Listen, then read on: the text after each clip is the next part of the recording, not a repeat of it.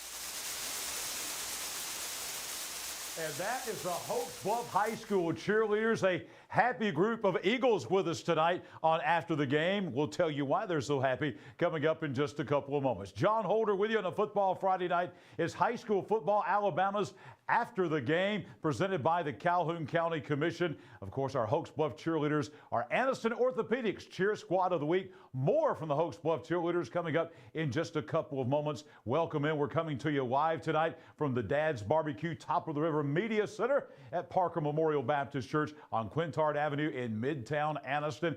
Big games tonight. A lot of games that when we're sitting here in November talking about who won regions, who's going to the playoffs, who's at home, who's on the road.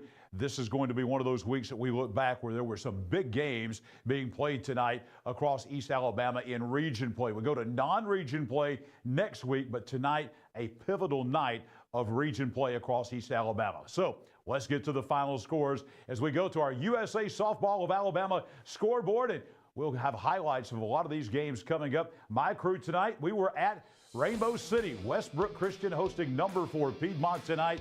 When we left, you'll see the highlights of this. Westbrook was actually ahead in this game. That did not last for long. Piedmont turning on the Jets in the second half as Piedmont, number 4 team in the state in 3A. Big win in Class 3A Region 6.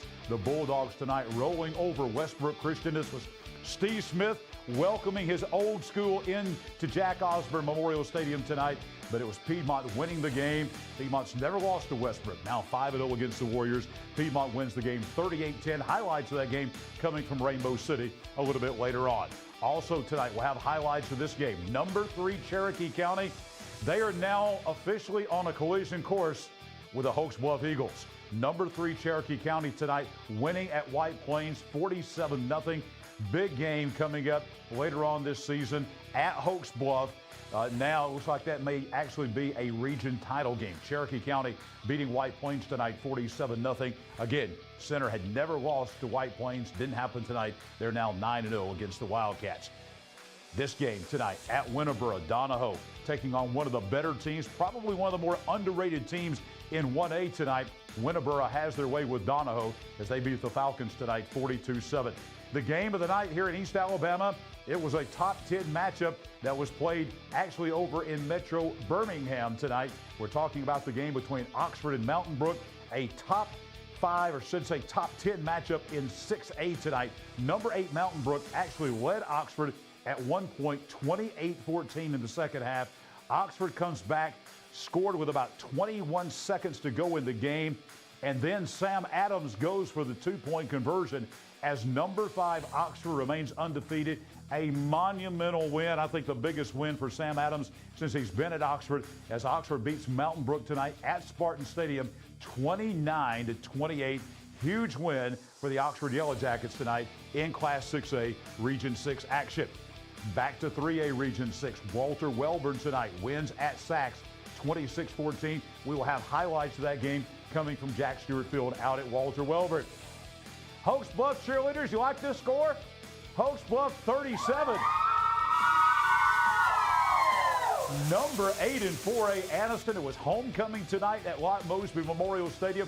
This was our Judd Edwards State Farm Insurance Game of the Week. We will have Jordan Smith and Coach Michael Short with all the post-game reaction. They'll be talking with Coach Rob and some of the Oaks Bluff players, giving you all the highlights of the game tonight. As Oaks Bluff comes in, they not only won the game, they dominated tonight over Anniston, 37-18. Oaks Bluff now leads the series 4-3.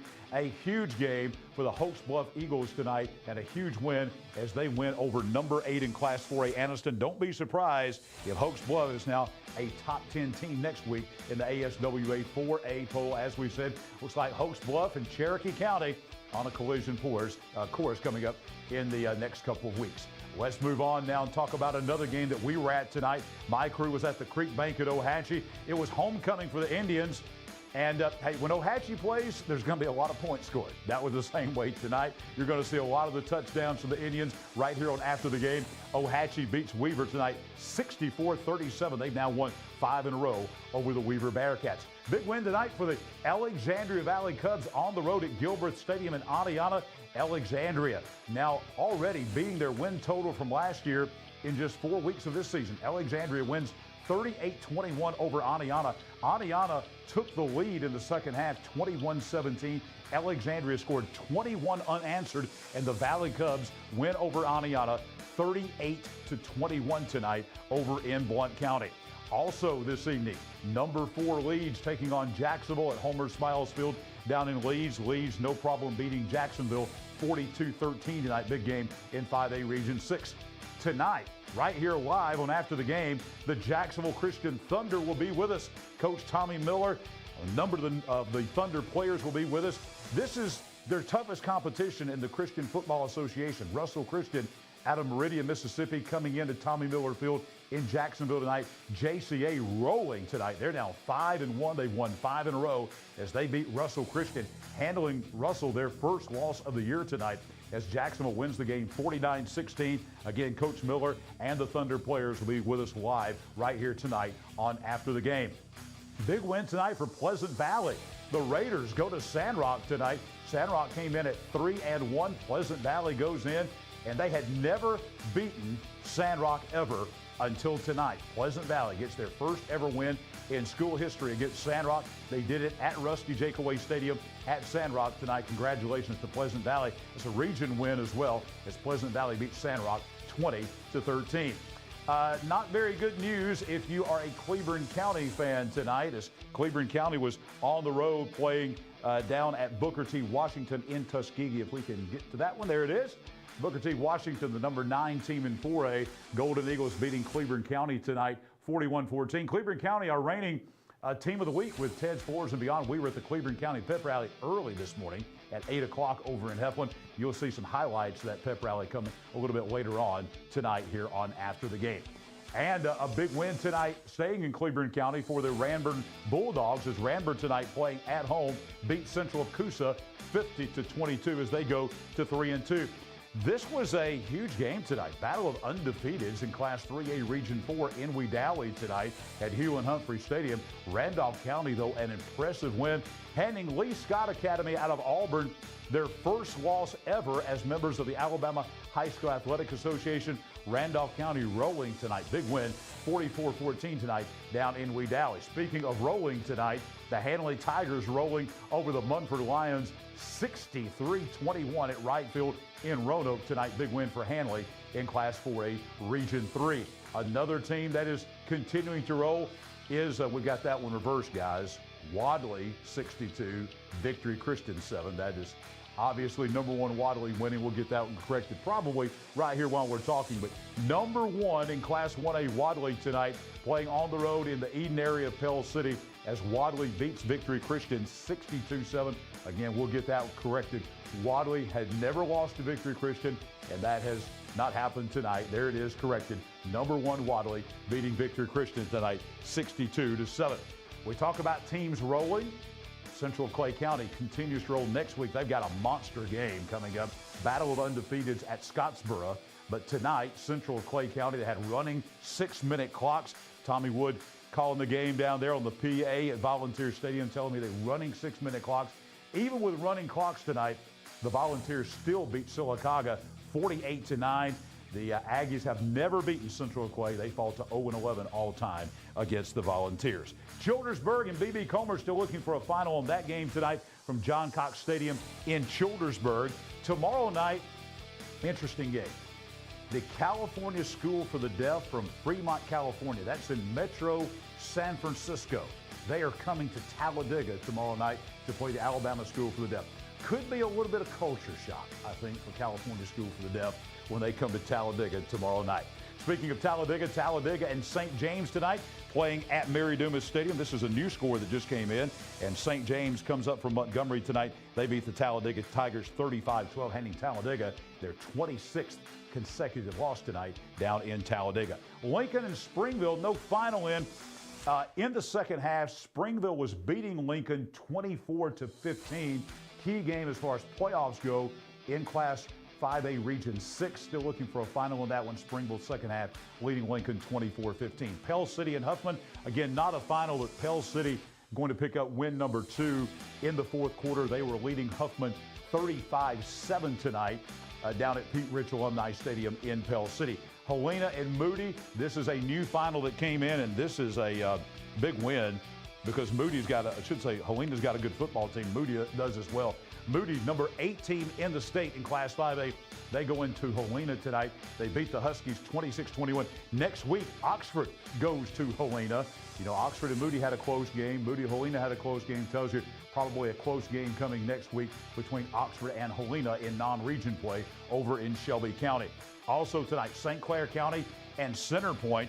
St. Clair County, one of the most improved teams, and this is a new score just coming in as I'm writing that down. St. Clair County, one of the most improved teams here in East Alabama.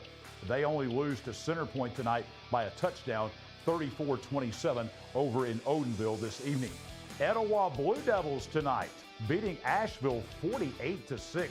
First win for Scott Peavy as head coach of the Blue Devils tonight over at Jim Glover Field in Attala. Etowah has beaten Asheville every time they play. They've won all 5 matchups, including a 42-point win tonight over the Asheville Bulldogs.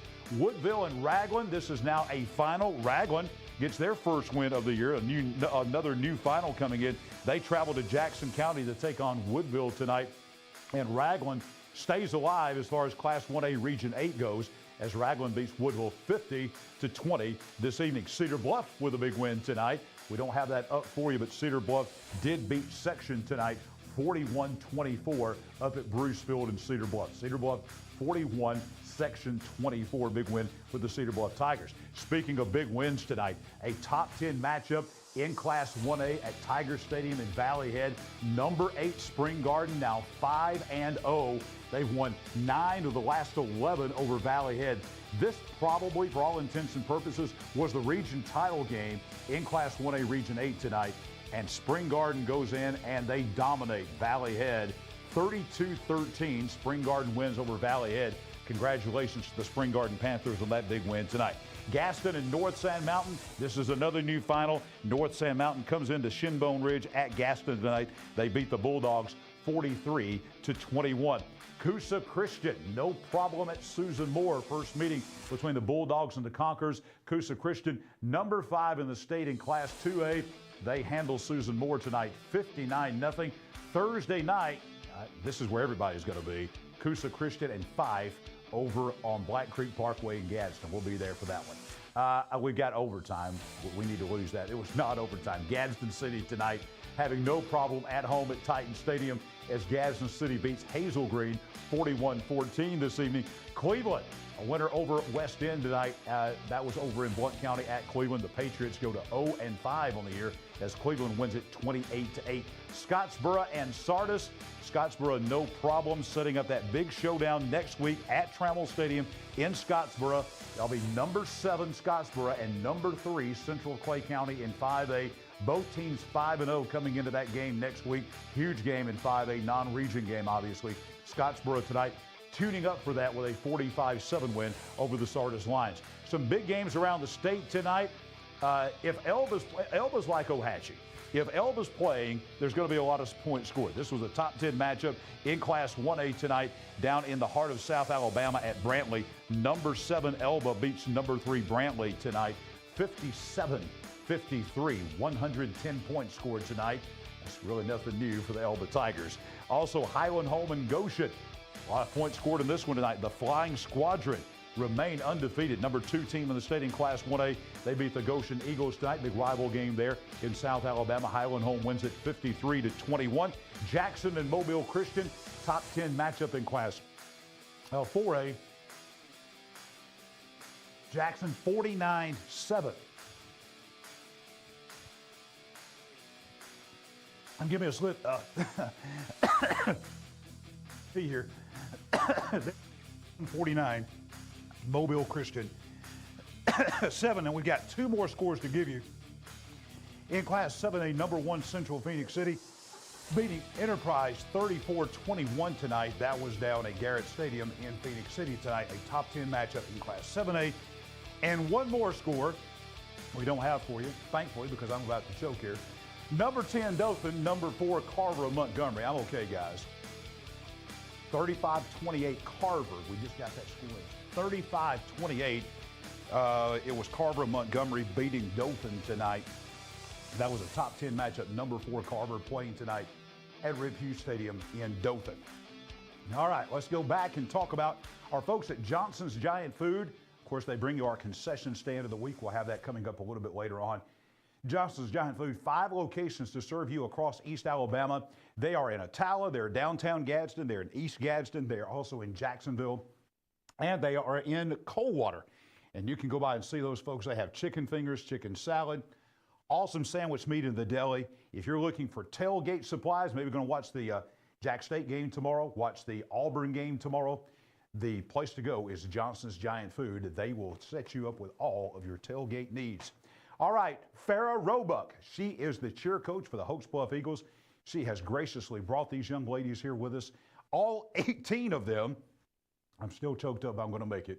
We got a break coming. But before we go to break, we are very pleased to have once again our Anniston Orthopedics Cheer Squad of the Week for this week. Ladies and gentlemen, one more time for the Oaks Bluff Eagles. Ladies. Give me a G, G, give me a O, O, give me a G, give me a O, give me a go, Eagles go, give me a G, G, give me a O, O, give me a G, give me a O, give me a go, Eagles go.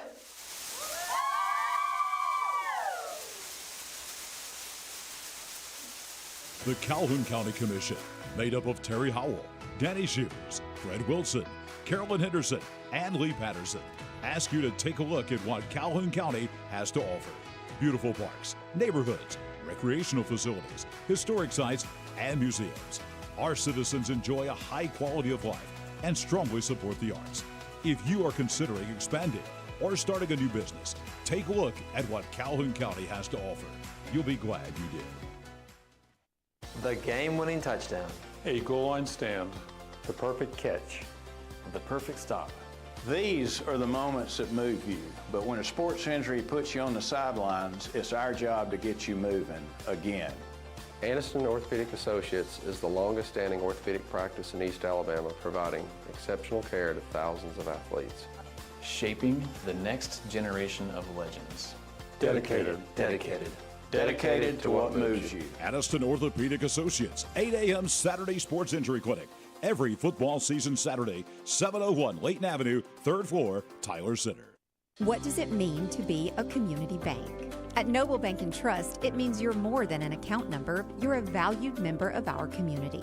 Whether it's checking, savings, a loan, mortgage, or line of credit, Noble Bank and Trust meets all your banking needs with exceptional technology customized just for you while making you feel right at home.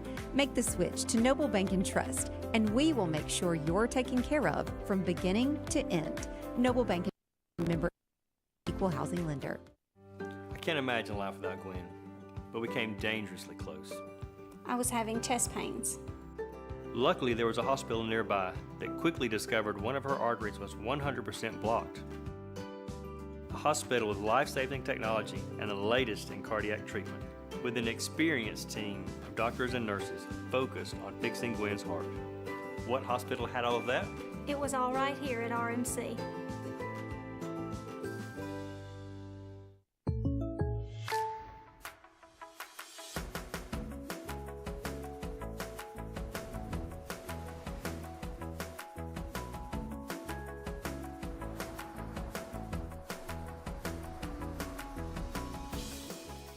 The State Farm Personal Price Plan helps you create an affordable price just for you. Contact local agent Judd Edwards for your personal price plan today. Tailgate season is here, and tailgate with a new Team One Chevy. With every test drive, you have the chance to win a new Team One Chevy tailgate package. With 1.9% financing and up to $10,000 discounts on all Silverados. Take a test drive with a chance to win a new tailgate package. Save big with Team One Chevy and be a winner. Remember, Team One Chevy, home of the best people, the best service, period.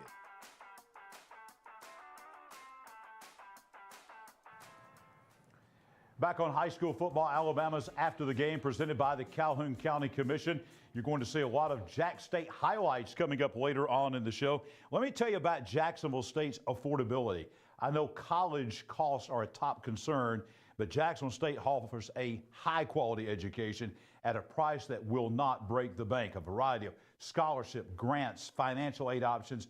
Jack State is committed to helping you achieve your dreams without the burden of overwhelming debt. You can choose Jacksonville State University. A world-class education is certainly in reach.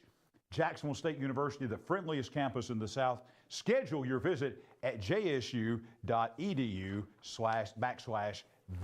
All right, we got a couple of awards that we need to tell you about. First is our Farmers and Merchants Bank Player of the Week from last week, and that is a young guy that plays on both sides of the football, on both offense and defense. We're going to show you him right now. I'm sure he had a big game tonight. Tay Diamond of the Cherokee County Warriors. Last week, Tay Diamond in that big 42-0 win over the Etowah Blue Devils. He carried the ball on offense 20 times for 198 yards and 3 touchdowns. And then on defense, he had 7 solo tackles, and he also had 2 sacks on top of that. He will be getting a plaque courtesy of Awards to Remember, and he'll also be getting that customized shirt from Team Sports, High School Football Alabama, and the folks at Farmers and Merchants Bank that will have his name on the back of the jersey. We've got that coming his way. Congratulations to our Farmers and Merchants Bank Player of the Week, Tay Diamond of the Cherokee County Warriors. And we mentioned earlier that we were going to take you over to Heflin, our reigning Ted's Floors and Beyond Team of the Week, the Cleburne County Tigers, after their 28-26 win over the Talladega Tigers last Friday night over at the pit in Heflin.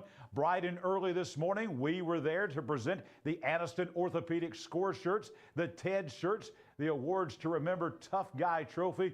They had an early morning pep rally because half the school was leaving going to Tuskegee today for their matchup with Booker T. Washington. You see some of the alma mater there. There's Coach Michael Short, Tommy Wood. You see all our folks from Ted's there, Cole and Kathy and Gracie with us. I'm over there talking some gibberish to the folks. You see Coach Short holding up those Anniston Orthopedic Score shirts. You should have seen the look on the players' face when they saw the score on the back of that. They loved that. Big crowd, the band there, the cheerleaders there, JV cheerleaders there. Just a tremendous crowd over there. We want to thank Ron Irvin, the principal, also head football coach Vaughn Lee, and all the staff and everybody over at Cleburne County. See Cole there. He's a former Cherokee County Warrior. He got that tough guy trophy, about to present that to the folks from Cleburne County for their big win last week, as you'll see them get the big trophy there. And again, congratulations to our Ted's Floors and Beyond Team of the Week, the Cleburne County Tigers. And coming up toward the end of the show tonight, we are going to be awarding our Week 5, believe it or not, we're in Week 5, our Week 5 Ted's Floors and Beyond Team of the Week. Young Oil Company in Grub Mart, great place. I saw Brian Young and some of the Young family tonight out supporting high school football, like they always do over at the Piedmont Westbrook game tonight. Great supporters of high school athletics, and they have been for decades. But not only that, Grub Mart with great locations all across East Alabama. They're in Center, South Side, Alexandria, Piedmont, of course, Jacksonville, Auburn, Opelika. They're in Oxford. They're all over East Alabama, up and down the eastern side of the state. Grub Mart, and let me tell you, they've got great things like the Super Saver card, the Marathon Rewards card. They've got great fuel, and you go inside the store, and they've got all kind of great snacks, everything you need for football season. Young Old Grub Mart bringing you the Muscle Team again this year, and we'll meet this week's Muscle Team coming up a little bit later on in the show. Time for our first Randy Wood, State Representative out of District 36, Extra Point. Next Friday night's Etowah Southside game at Barney Hood Stadium will be the 45th meeting of the Blue Devils and Panthers. Etowah has dominated the series 30-13-1, but in recent years, Southside has closed the gap. In the last 14 meetings, Etowah's advantage has only been 8-6, including a Panther win last year in Attala. The rivalry dates back over 90 years. More presented by the Calhoun County Commission in just a moment. As we go to break, time for our Red Threads Stay Put Preview Box. Your home is a reflection of you. We understand that. That's why we'll personally help guide you through the process of product selection, finance, and installation. We have an extensive selection of designer tile, stone, carpet, laminate, hardwood, cabinets, and outdoor products, all with industry-leading quality. Let us help you choose the perfect touches for your entire home. We offer free in-home estimates and design consultations. Visit us today at Ted's Floors and Beyond.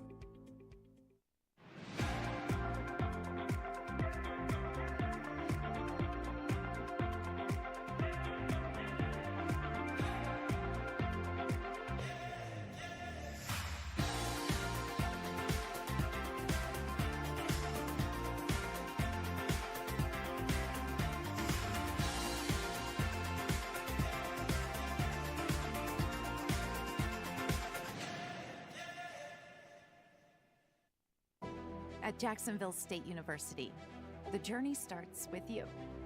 It begins with your ambition, your curiosity, your dreams. Here, you forge your own path. You have the power to make a difference, explore new horizons, and turn your passions into your future. At Jack State, we journey forward together. The journey starts with you. At Farmers and Merchants Bank, we're showing off our school spirit with our newly designed vertical Spirit debit cards.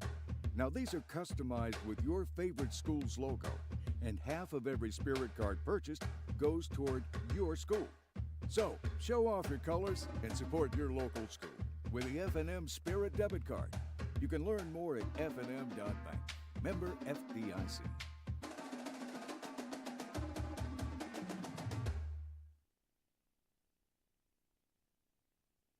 Your neighborhood Grub Mart is your one-stop shop for everything you need when you're on the go. Grub Mart features the best prices on Coke and Pepsi products and is the home to the 99-cent bag of ice every day. And Grub Mart is your exclusive home for the popcorn bucket. Purchase yours for only $5.99, then bring it for free refills throughout the year. And save every day with your Grub Mart Super Saver card. When you're on the go, it's good to know Grub Mart has everything you need. Gas, diesel, and delicious Oleo donuts. In business over 78 years, visit your local Grub Mart today.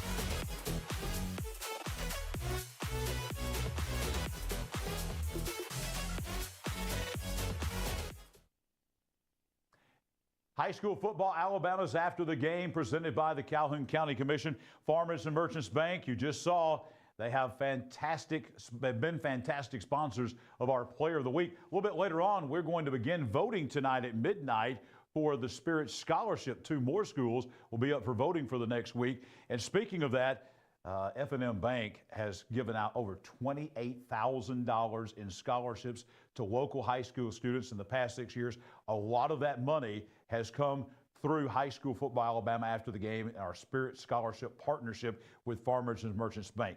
They have also given over $5,000 back to schools from their Spirit card sales.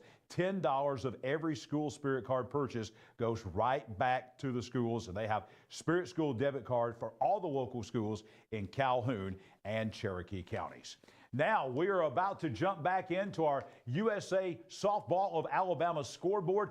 We are missing only 2 scores out of all of the dozens and dozens of scores that we have, and we may have those before we're done with this segment right here. So right now, let's jump to our USA Softball of Alabama scoreboard, get you updated on all the final scores across East Alabama. Highlights of this game coming. Number 4, Piedmont tonight, a winner over Westbrook Christian in Rainbow City, 38-10. Cherokee County will have highlights of this game. Number 3 in Class 4A, shutting out White Plains tonight out at Robertsonville, 47-0. Winterboro tonight cruises over the Donahoe Falcons, 42-7. The Oxford Yellow Jackets, a come-from-behind win in the last seconds of the game. They score, go for 2, and Oxford shocks Mountain Brook tonight. Not shocking that Oxford won, but shocking in the manner that they did it. 29-28, huge win for Sam Adams and the Oxford Yellow Jackets tonight at Spartan Stadium in Mountain Brook. Walter Wellborn tonight will have highlights of this game. They win at Sachs, 26-14. Our game of the week, presented by Judd Edwards State Farm Insurance, is this game. Number 8, Anniston, falling tonight on homecoming to Hoax Bluff, 37-18. We will have complete highlights of that game. Jordan Smith, Coach Michael Short at the game, complete post-game reaction as well from Hoax Bluff's huge win over Anniston tonight in 4A Region 6, 37-18. Ohatchee tonight. We'll have highlights of this game. Rolling over Weaver tonight. Happy homecoming on the Creek Bank as the Indians win 64-37. Alexandria tonight on the road in Aniata. They beat the Redskins 38-21. Jacksonville on the road tonight at Leeds at Homer Smiles Field. Number 4 in 5A Leeds beating Jacksonville 42-13 tonight. Jacksonville Christian. They beat Russell Christian out of Meridian, Mississippi 49-16. Not only highlights of that game coming, but also we have the head coach of the Jacksonville Christian Thunder, Coach Tommy Miller. He is in the studio already. Got some Jacksonville Christian players here with us. We're going to talk Jacksonville Christian football coming up momentarily. JCA has won 5 in a row, 5-1, as they beat Russell Christian tonight 49-16. Highlights on the way. Pleasant Valley, a big win tonight at Sandrock. They had never beaten the Wildcats in history, but they did it tonight. Congratulations to Jonathan Nix and the Raiders. They win at Sandrock 20-13. Cleveland County, tough road trip down to Tuskegee. Number 9 in 4A Booker T. Washington remains undefeated at 4-0 as they beat Cleveland County 41-14. Ranburn tonight, big win, bouncing back after that loss to Reeltown. They beat Central of Coosa 50-22 tonight. Randolph County, a huge win as they knock off previously unbeaten Lee Scott Academy 44-14 tonight. Actually, I think that's 44-21. We'll double check that one. But Randolph County did win the game tonight down in Wedowee over Lee Scott Academy as the Tigers remain undefeated. Hanley blasting Munford tonight 63-21 down at right field in Roanoke. Wadley, number 1 team in the state in 1A, beating a good Victory Christian team. They've never lost to Victory. They did not tonight. They're now 13-0 against the Lions as Wadley goes into Pell City, and they beat Victory tonight 62-7. Central Clay County getting ready for that big undefeated showdown in 5A next week at Scottsboro. Number 3, Central of Clay County beating Sylacauga with a running clock in the second half, 48-9 tonight. Childersburg, we did get the final. They beat BB Comer tonight. Huge win for the Tigers at John Cox Stadium as Childersburg beats BB Comer 12-0 the final. ASD will be at home tomorrow at Kiwanis Field tomorrow evening, hosting the California School for the Deaf. Tonight in Talladega, it was St. James out of Montgomery beating Talladega 35-12. Lincoln and Springville still looking for a final. Springville up in this game 24-15. And there it is. I think Springville won the game. I think we may have that one reversed. We'll double check that. But I think Springville won the game 35-15 tonight. Pell City tonight, a winner over Huffman 49-7. Pell City 49, Huffman 7. That is a new final coming in. Moody tonight wins at Helena. That's Oxford's opponent next week is Helena. Number 8 in 5A, Moody wins at Helena 26-21. Big win for Center Point tonight. They beat St. Clair County 34-27. Etowah gets the first win of the Scott Peavy era tonight at Jim Glover Field in Attala as they beat Asheville 48-6. Raglan gets their first win of the year tonight on the road in Jackson County at Woodville 50-20 over the Panthers. Cedar Bluff and Section 41-24. We did get that score in. That is a confirmed final. Cedar Bluff wins tonight at Brucefield over the Section Lions 41-24. Spring Garden wins that monumental top 10 battle of undefeateds at Tiger Stadium in Valley Head tonight. Spring Garden over Valley Head 32-13. Spring Garden's now won 9 of the last 11 over the Valley Head Tigers. It was North Sand Mountain beating Gaston 43-21 out at Shinbone Ridge. Coosa Christian getting ready for that big matchup on Thursday night with Fife over at Philip Ellen Stadium. Coosa Christian blasting Susan Moore tonight over in Blount County 59-0. Gadsden City wins over Hazel Green 41-14. Cleveland by 3 touchdowns over the West End Patriots tonight over in Blount County at Cleveland. That was by a score of 28-8. Cleveland 28, West End 8. We mentioned Scottsboro. There will be a number 3 versus number 7 at least matchup next week. Undefeated number 7 in 5A and 5-0 Scottsboro beating Sardis tonight 45-7 up at Trammell Stadium. 5 big games around the state tonight. Top 10 matchup in Class 1A. Number 7 Elba beat number 3 Brantley 57-53. Highland home tonight in 2A. Another top 10 matchup in South Alabama. They beat number 8 Goshen 53-21. Jackson and Mobile Christian. Look at that. Number 1 Jackson beating number 6 Mobile Christian. Great program. A battle of top 10 teams in the Southwest Alabama area. Jackson wins it 49-7 tonight over Mobile Christian. Top 10 matchup in Class 7A down at Garrett Stadium in Phoenix City. Number 1 Central Phoenix City, one of the top teams in the country, beating number 6 Enterprise tonight 34-21. And also tonight, another top 10 matchup in Dothan at Rip Hughes Stadium. Number 4 GW Carver of Montgomery. They were winners over number 10 Dothan tonight in a good game by a score of 35-28. Dad's Barbecue and Top of the River, they bring you our media center here every Friday night in the friendly confines of Parker Memorial Baptist Church on Quintard Avenue in Midtown Anniston. Right outside, we have the Quintard 500. We'll be watching that a little bit later on tonight in the late night hours. You want to talk some football, watch some racing down Quintard, just come and join us down here at Parker. And we'll have that every Friday night for you, guaranteed. Come join us. The great folks at Dad's Barbecue and Top of the River. Let me tell you about Dad's. They have true hickory smoked meats, ribs, turkey, ham, chicken. Their sweet tea. I'm a sweet tea connoisseur. Everyone here after the game knows that. They got some of the greatest sweet tea around. And they have sandwiches, breads on the potato roll. Their sandwiches are great. Dad's Barbecue. I hope I'm making you hungry. Go check them out tomorrow before all your college football games or on football Friday night for the high school tailgates. When we come back, we're going to talk Jacksonville Christian. Thunder football head coach of the Thunder, Tommy Miller, some JCA players, some highlights. That's next on After the Game. Tailgate season is here, and tailgate with a new Team 1 Chevy. With every test drive, you have the chance to win a new Team 1 Chevy tailgate package.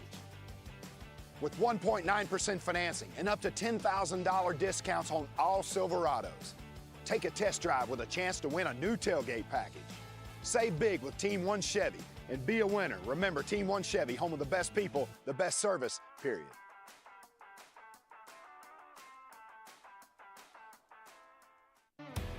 McClellan Sports and Outdoors, locally owned and operated since 2008.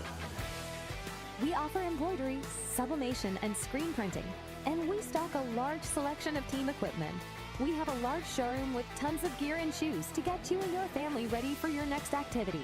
Adidas, Under Armour, Maui Jim, Evo Shield, Wilson, and more. We are located in the heart of Calhoun County, here to serve our region with all your athletic needs.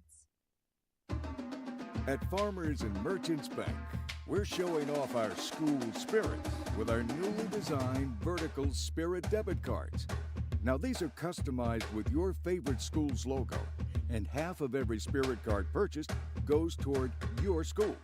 So, show off your colors and support your local school with the F&M Spirit debit card. You can learn more at fnm.bank. Member FDIC.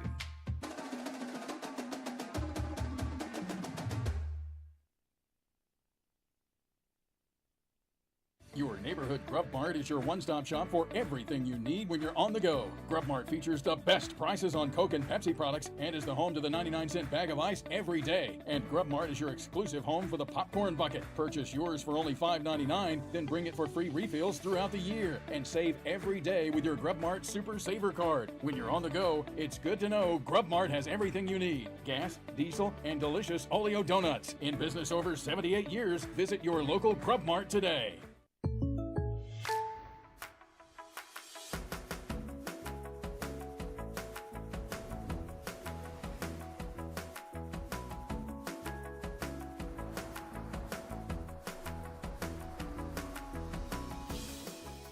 The State Farm Personal Price Plan helps you create an affordable price just for you. Contact local agent Judd Edwards for your personal price plan today. The Calhoun County Commission, made up of Terry Howell, Danny Shears, Fred Wilson, Carolyn Henderson, and Lee Patterson, ask you to take a look at what Calhoun County has to offer. Beautiful parks, neighborhoods, recreational facilities, historic sites, and museums. Our citizens enjoy a high quality of life and strongly support the arts. If you are considering expanding or starting a new business, take a look at what Calhoun County has to offer. You'll be glad you did.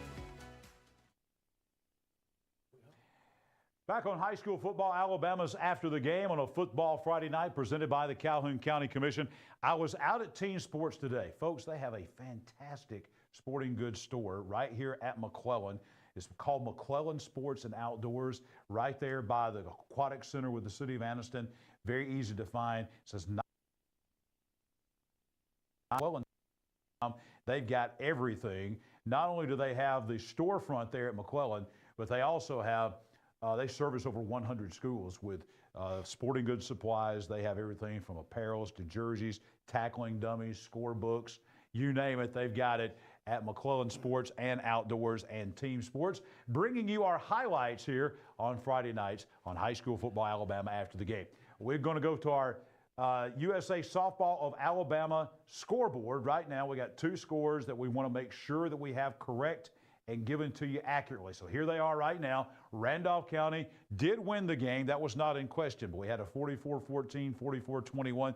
They hand Lee Scott Academy their first loss as a member of the Alabama High School Athletic Association tonight down in Wedowee at Hewlin Humphrey Stadium. Randolph County wins at 44-21, and we do have the correct score now on the Springville-Lincoln game. This is important in Class 5A Region 6 tonight, so if we can go to that score, it was actually Springville beating Lincoln 32-15 tonight. Springville 32, Lincoln 15 down at Keith Howell Stadium. Lincoln tonight as Springville coming on there. Big game with Springville and Jacksonville. It's going to be a huge game coming up in 5A Region 6 as Springville wins the game tonight over to Lincoln to go to 3-2. Region 6. Golden Bears tonight 32-15. As we bring it right back here, it's time for our Noble Bank and Trust post-game presser.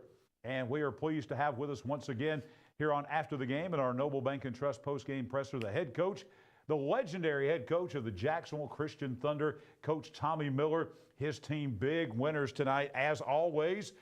They have now won 5 games in a row. JCA tonight, big winners over Russell Christian out of Meridian, Mississippi. Always a tough team in the Christian Football Association as JCA tonight wins 49-16. Coach Miller with us. Also, Coach Michael Short joins us for the first time tonight in from Anniston. We're going to hear a lot about that Anniston Hoax Wolf game. Coach, tonight. You and I have talked a lot through the years since you've been in the CFA about Russell Christian. Right. And you've beaten them 2 years in a row now, right? We have. We beat them last year at Russell, and then we got beat in the playoffs, so we didn't get back to them. And they won it again. They've won it 7 years in a row. Wow. 49-16 tonight, though. That's pretty impressive, Coach. Well, they gave us a whole lot.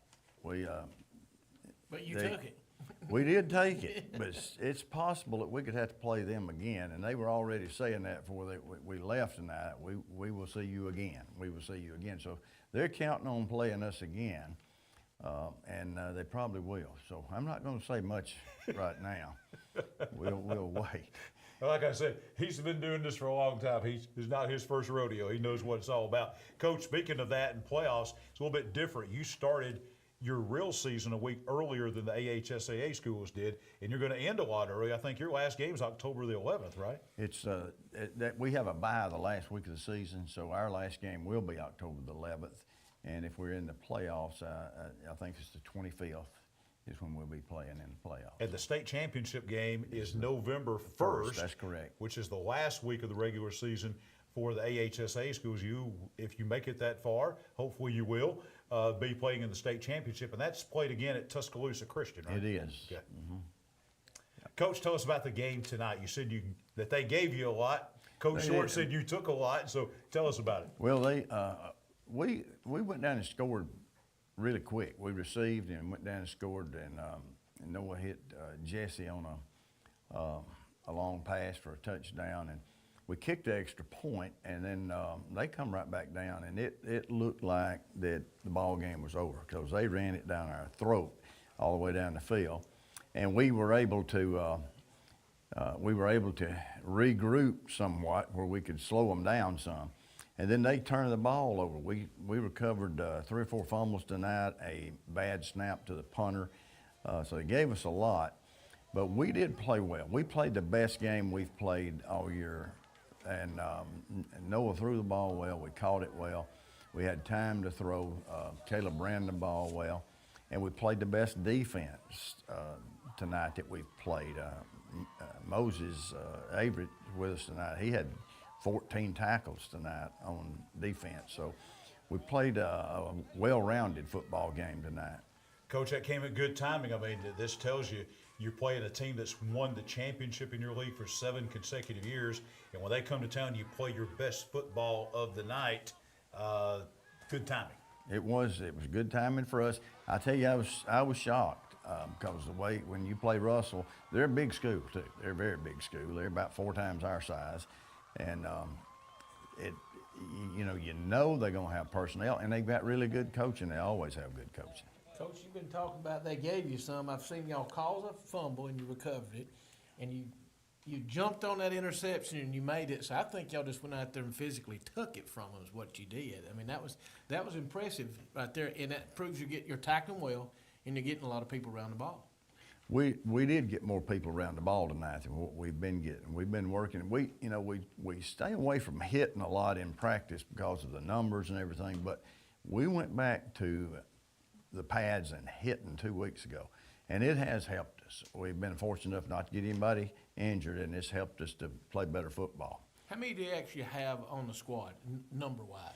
We've got 24 players this year. That's the most we've had in a while. That's 7 through 12, of course, but that's the most we've had in a while, and that's helped us too, as far as having been able to put 8 on 8 out there, and get some work done. I have a question. How do you, because I've not been involved with that numbers of people on the field before, how do you go about in practice as far as teaching tackling and blocking? Is it just a lot of individual group? Well, what we do a lot of times is we will go across the field. We'll get 10 yards, and we're going to play within that 10 yards. Mm-hmm. And we'll start out, we might go 2 on 2, then we'll add 1, and then we wind up getting a 5-man line, 2 backs, and you got to run in that 10 yards, so we get some hitting done that way. Okay.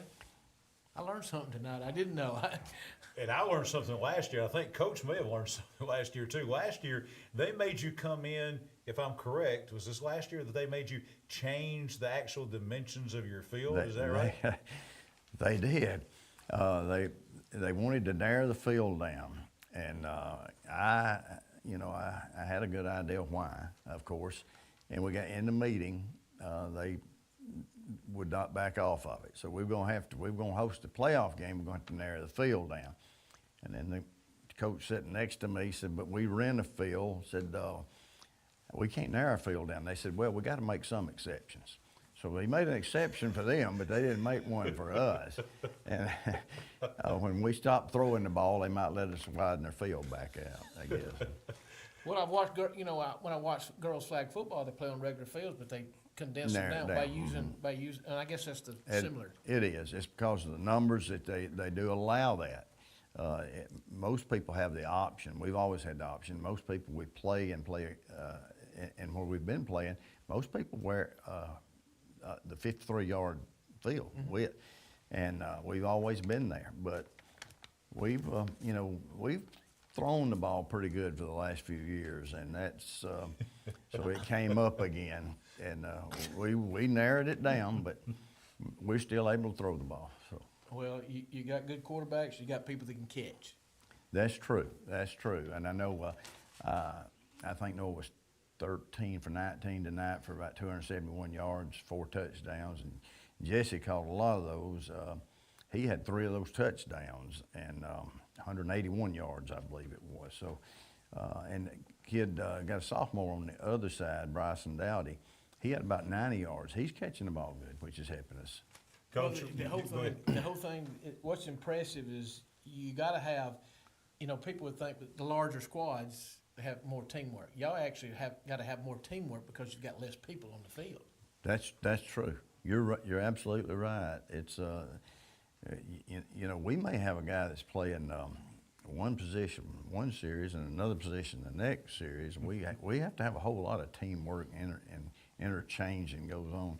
And they have to know what they're doing and be in the right place at the right time. You don't have but 3 timeouts a half, you know, so we have to know where we're going, that's for sure. And you got to know what you're doing, and undoubtedly you do a good job at it.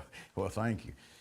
I don't know if that's what it is or not. As long as I've been doing it, I would learn something. I know that, but. Well, Coach, learn us something here about some of these guys you brought with you, because you're doing something that I've always loved through the years, and that's bringing the players. Because, hey, that's what high school football is all about. It's about these players and these young men and putting these guys in the spotlight here. So you brought probably a video of the game tonight with you. So we're about to show these guys and tell us who these young men are. On the far end there is Caleb Stallings. He's our tailback and he plays a defensive tackle. But he had 6 carries tonight, 55 yards and a touchdown. And he also broke a kickoff for several yards also. And Moses Avery is next to Jesse. He's the one that had the 14 tackles on defense. He plays defensive end. He had a good night. He looks like he just came off the field. I mean, he looks like he came off the field. He did. We hurried him down here. Nick rode there next to him. Nick plays fullback and linebacker, and he's probably our biggest hitter on defense. And then of course Noah, right next to him. We let him throw the ball every once in a while. And Jesse is next to Noah. Jesse's a really good receiver. Those 2 guys work together real good.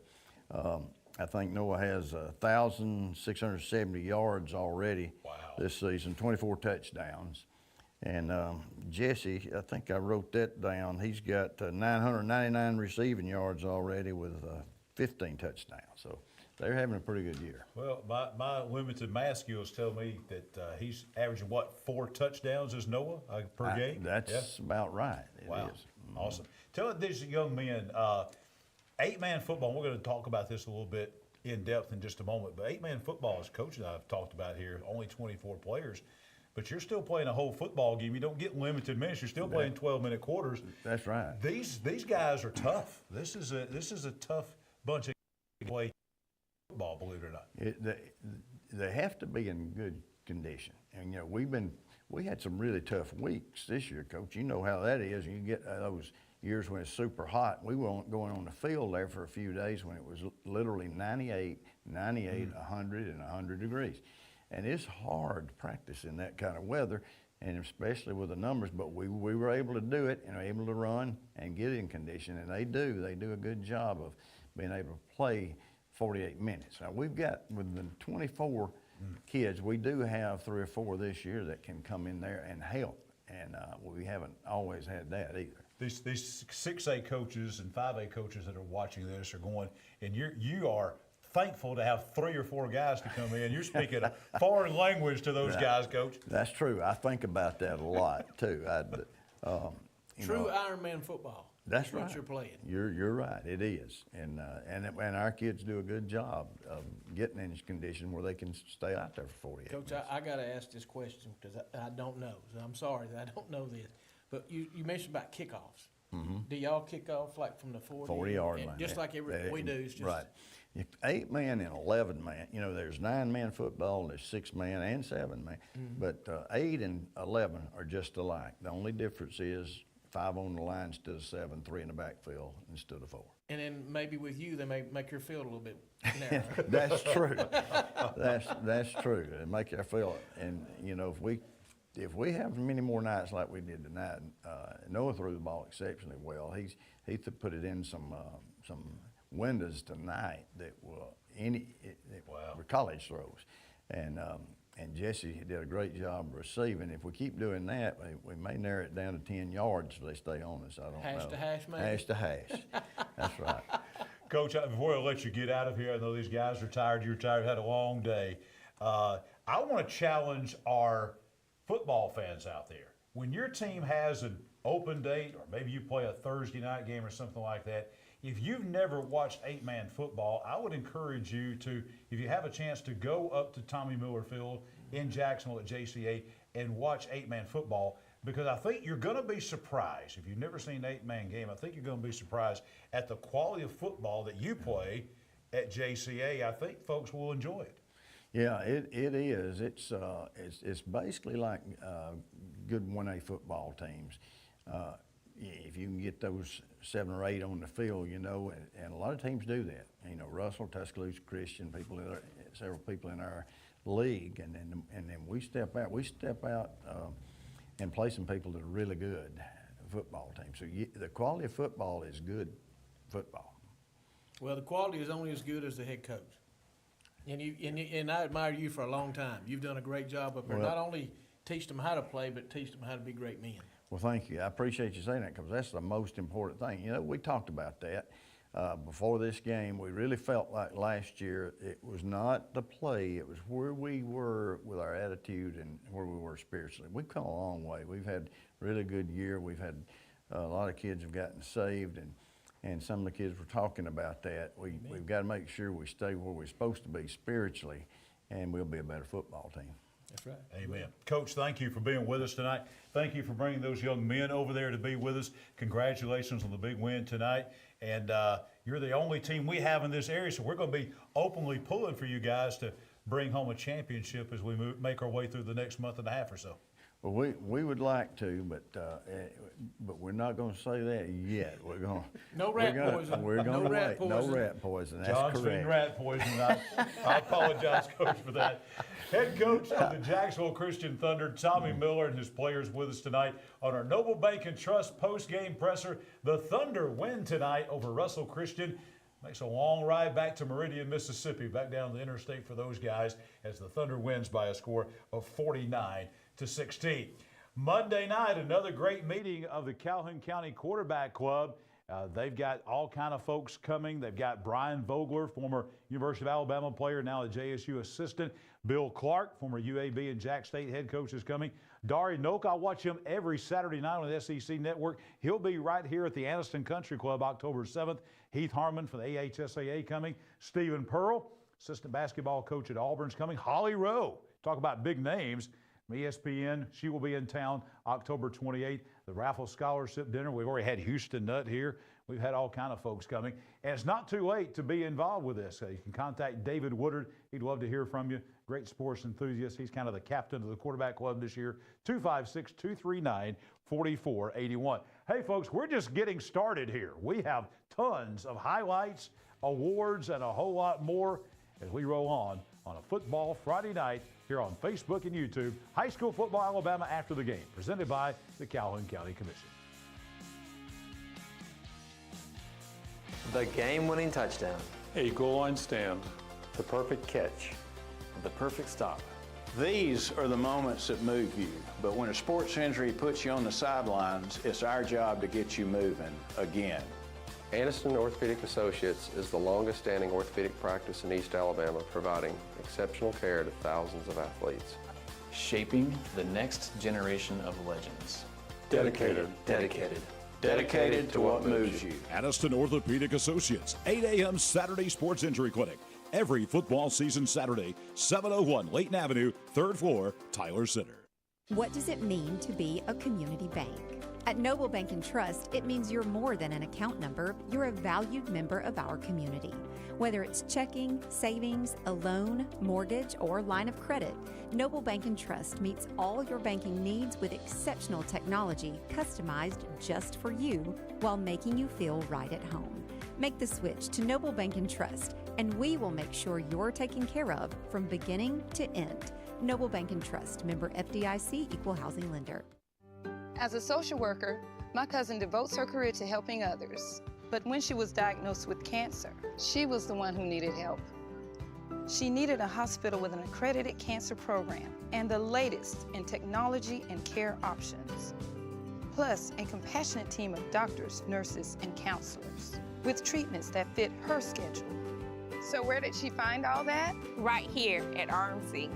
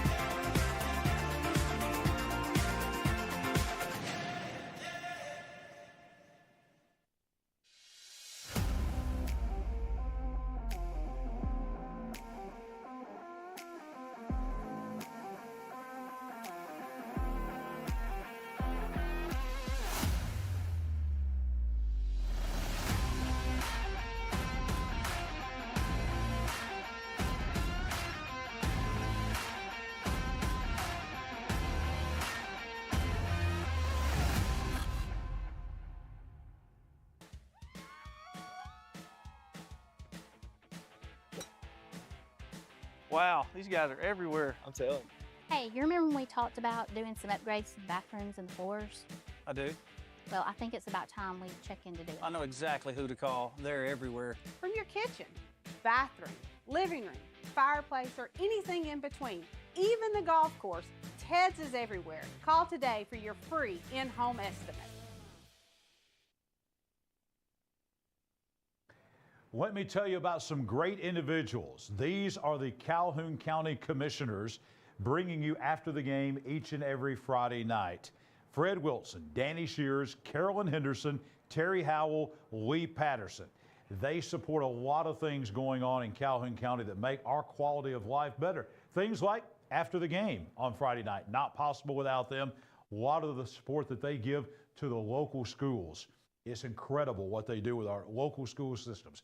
Every school system in Calhoun County they support. And then the recreation facilities, the tourist attractions, which bring folks in. You'd be amazed at how many folks come to Calhoun County and participate in our attractions that we have in our recreational facilities. And those folks spend the night, they eat in restaurants, stay in hotels, and spend money. All possible because of the Calhoun County Commission bringing you after the game once again in 2024. Let's tell you about the Farmers and Merchants Bank Spirit Scholarship. We're going to have 2 more schools. The voting begins tonight at midnight and will take place all the way through next Friday, September 27th at 12 noon. You can go to our Facebook page, High School Football Alabama, scroll down during the week or go at midnight tonight throughout the weekend. And we're going to be voting this week on 2 schools, Cherokee County and Oxford. Here are the nominees from Cherokee County. 2 female athletes you can vote for, beginning with Libby Curry, 3.4 GPA, a volleyball player. Also for Cherokee County, we have Vivian Cannell. She has a 4.0 GPA. She is a basketball player there in center. We also have 2 male athletes from Cherokee County. Ben Frampton with a 3.8 GPA, a football, track, and soccer athlete for the Warriors. And also, we have Carson Tittle, also with a 3.8 GPA, a football and baseball player. Those are the 4 nominees selected by the school from Cherokee County High School. Now, we also have 2 female and 2 male athletes from Oxford High School. Jacelyn Montgomery, let's go back to her, give her the credit she needs. GPA of 4.30. Look at that. Volleyball and basketball player is Ms. Montgomery for the Oxford Yellow Jackets. Also representing the Oxford Yellow Jackets, Malia Prince, a 4.21 GPA. She is a volleyball and track athlete for the Yellow Jackets. 2 male athletes for Oxford, James Tapley with a 4.39 GPA, a football and baseball player for the Oxford Yellow Jackets. And finally, for Oxford, you can vote for Jackson Bates, cheerleader, with a 4.15 GPA. Again, it's not on total votes, but the more votes that they have, the better odds they have of winning. This will be a combination of voting and a random automated system that will pick the winners each week. What we're talking about is a $1,500 scholarship for our top male athlete and our top female athlete. We will have 80 athletes from Calhoun and Cherokee County up for this. We'll narrow it from 80 to 40. The top 40 will get a $50 gift card courtesy of the folks at Farmers and Merchants Bank. Then we'll have another round of voting coming up in November, and that will narrow it down from the top 40 to the top 2. And then on one of our last shows of the year in November, come playoff time, we'll have the winners, both the male and female winner, voted by you right here on After the Game, to be presented a total of $3,000 in scholarships, courtesy of the folks at Farmers and Merchants Bank. It is time for our Johnson's Giant Food concession stand of the week. This week, we are taking you to Jack Stewart Field at Sachs and Sachs High School's concession stand. Let's take you out to Sachs. All right, this week our Johnson's Giant Food concession stand of the week, Sachs High School. This is the Sachs High School Touchdown Club. They're on the home side underneath the press box here at Jack Stewart Field at Sachs. And we have April Knoll. She is the secretary. Tell us what you do with the Touchdown Club and what the money that you make from the concession stand. Where does that go? Okay, it goes to help our boys, the football team with different things. we buy different things that they need in order to be prepared for the season. All right. Now, tonight we've got the cheese fries. Tell us about the cheese fries. Oh, everybody loves the cheese fries. My husband cooks the fries. I put the cheese on the fries, and they are delicious. All right, we're going to check it out in just a moment. We got a $100 gift certificate, courtesy of the folks at Johnson's Giant Food, coming your way for the Sachs Football Touchdown Club. Okay, thank you, Johnson. Thank you. April Noel here at Jack Stewart Field. We're about to try those cheese fries in just a moment. Okay, we've heard all about the cheese fries here with the Sachs Touchdown Club at Jack Stewart Field. Don Wilson back with us, tasting some more items here. Boy, I tell you, that looks good. There's not much better than cheese fries, Don. Tell us about it. Absolutely, John. Great to be back here at Jack Stewart Field, and looking forward to this. All right, dig in. You got a fork there in case you need it. I think he's going to do it the old-fashioned way, just use his fingers there and get the chili cheese fries. Oh, tell us about it. Tasty. Good stuff. So when you come to Jack Stewart Field, this is on the home side, underneath the press box. Get the cheese fries with the Sachs Touchdown Club, our Johnson's Giant Food concession stand of the week. We're going to let Don finish these off. Thank you, John.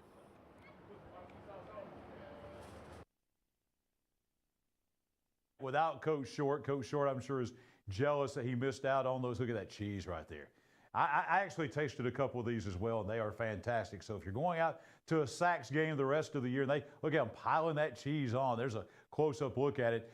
They will get a $100 gift certificate courtesy of Johnson's Giant Foods. 5 locations to serve you: Coldwater, Jacksonville, downtown Gadsden, East Gadsden, and in Attala. They were serving a lot of those. This was at the Jacksonville Piedmont game, I believe, a couple weeks back when we were out there at the Johnson's Giant Food concession stand of the week. The Sachs High School Touchdown Club bringing you their their cheese fries. It's time now for our second extra point of the night. And this, of course, is presented by State Representative Randy Wood out of District 36. Locust Fork's Dylan Embry, they call him Dino. He has not, this is before tonight, and they scored a lot more points tonight. They scored about 40 plus to 50 plus, I think, tonight. Locust Fork's Dylan Embry had, before tonight, 992 yards rushing this season in 3 games, an average of 331 yards per contest. Senior quarterback, that's a quarterback, not a running back, a quarterback. He scored 13 touchdowns. He's averaging 14 yards per carry this season. He has 2,384 career rushing yards in just 13 games with 38 touchdowns and 1,800 passing yards with 22 more touchdowns. He has averaged 321 yards per game of total offense in his career over at Locust Fork. They won tonight in Class 3A Region 6 in the Blount County battle with J.B. Pennington. They scored a lot of points, 50 plus tonight, so I'm sure he piled up even more yards. We'll be back with tons of highlights and region rundown and more coming your way as we roll on a Football Friday night. The Calhoun County Commission, made up of Terry Howell, Danny Shears, Fred Wilson, Carolyn Henderson, and Lee Patterson, ask you to take a look at what Calhoun County has to offer. Beautiful parks, neighborhoods, recreational facilities, historic sites, and museums. Our citizens enjoy a high quality of life and strongly support the arts. If you are considering expanding or starting a new business, take a look at what Calhoun County has to offer. You'll be glad you did. At Jacksonville State University, the journey starts with you. It begins with your ambition, your curiosity, your dreams. Here, you forge your own path. You have the power to make a difference, explore new horizons, and turn your passions into your future. At Jack State, we journey forward together. The journey starts with you.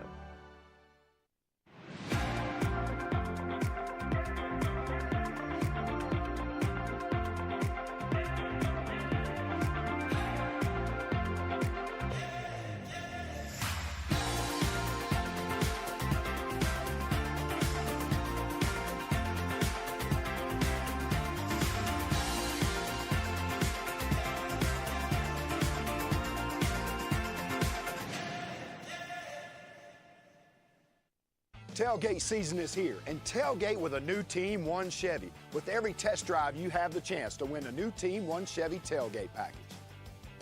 With 1.9% financing and up to $10,000 discounts on all Silverados. Take a test drive with a chance to win a new tailgate package. Save big with Team One Chevy and be a winner. Remember, Team One Chevy, home of the best people, the best service, period.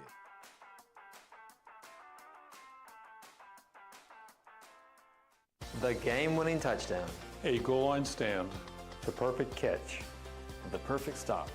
These are the moments that move you, but when a sports injury puts you on the sidelines, it's our job to get you moving again.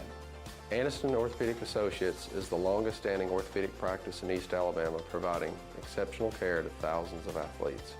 Shaping the next generation of legends. Dedicated. Dedicated. Dedicated to what moves you. Aniston Orthopedic Associates, 8 a.m. Saturday Sports Injury Clinic. Every football season Saturday, 701 Layton Avenue, 3rd floor, Tyler Center.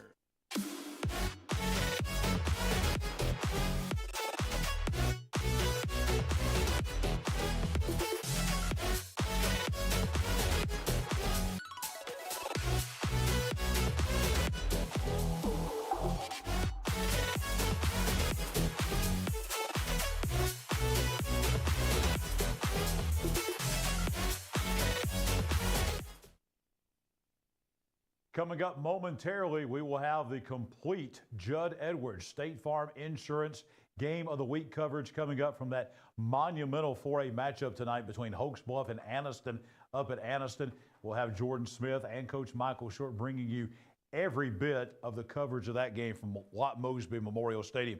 Judd Edwards, let me tell you, he is your local choice for insurance and financial services. The #1 auto insurance company in Alabama he represents.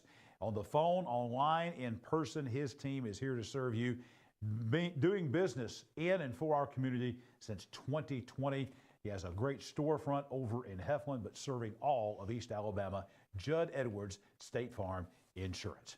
Back here on high school football, Alabama's After the Game, presented by the Calhoun County Commission, coming to you live tonight from our Dad's Barbecue Top of the River Media Center at Parker Memorial Baptist Church on Quintard Avenue in Aniston. I think for the first time tonight, actually, we're bringing you, we're going to see a lot more of this guy. Chad Barnett is in with us tonight as we begin looking at some more highlights tonight. Chad, welcome in. Arm seems to be, bicep seems to be doing well. Progressing a little bit. Progressing every week. Every week gets better. My crew, this was kind of strange, Chad. My crew was out at Westbrook and Piedmont tonight at Westbrook. Huge crowd, as you can imagine. Yeah. You know, this is the second year now that Steve Smith's been at Westbrook. Jonathan Miller bringing his Piedmont Bulldogs. Now, you know, Steve Smith, he's made the trip to Piedmont, but hosting the Bulldogs over at Rainbow City, and this place was packed tonight.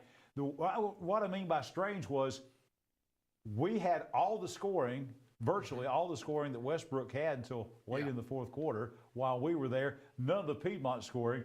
After we left, Piedmont went to town. It's a big game tonight in 3A Region 6, and Piedmont with a very impressive win. Yeah, no doubt. And the storyline doesn't wear off, right? Steve Smith, longtime head coach of the Piedmont Bulldogs, now at Westbrook Christian. You know, Westbrook's looking for their first playoff run since 2020. That's back when we had COVID, y'all. So it's been a minute. Second year for Coach Smith, just missed the playoffs last year, trying to make it back this year. Had a great 2-0 start to the season.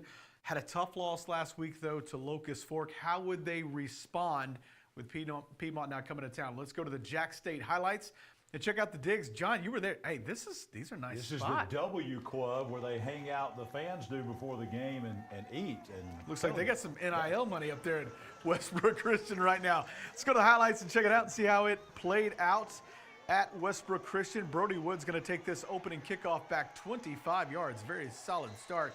Gets him set up with a 1st and 10 at the 43. Then Brody Blevins, this time he's going to call his own number, doesn't see what he wants downfield.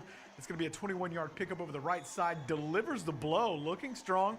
First down for the Warriors. There you go, head coach Jonathan Miller of the Piedmont Bulldogs, figuring his team can find a way to settle in.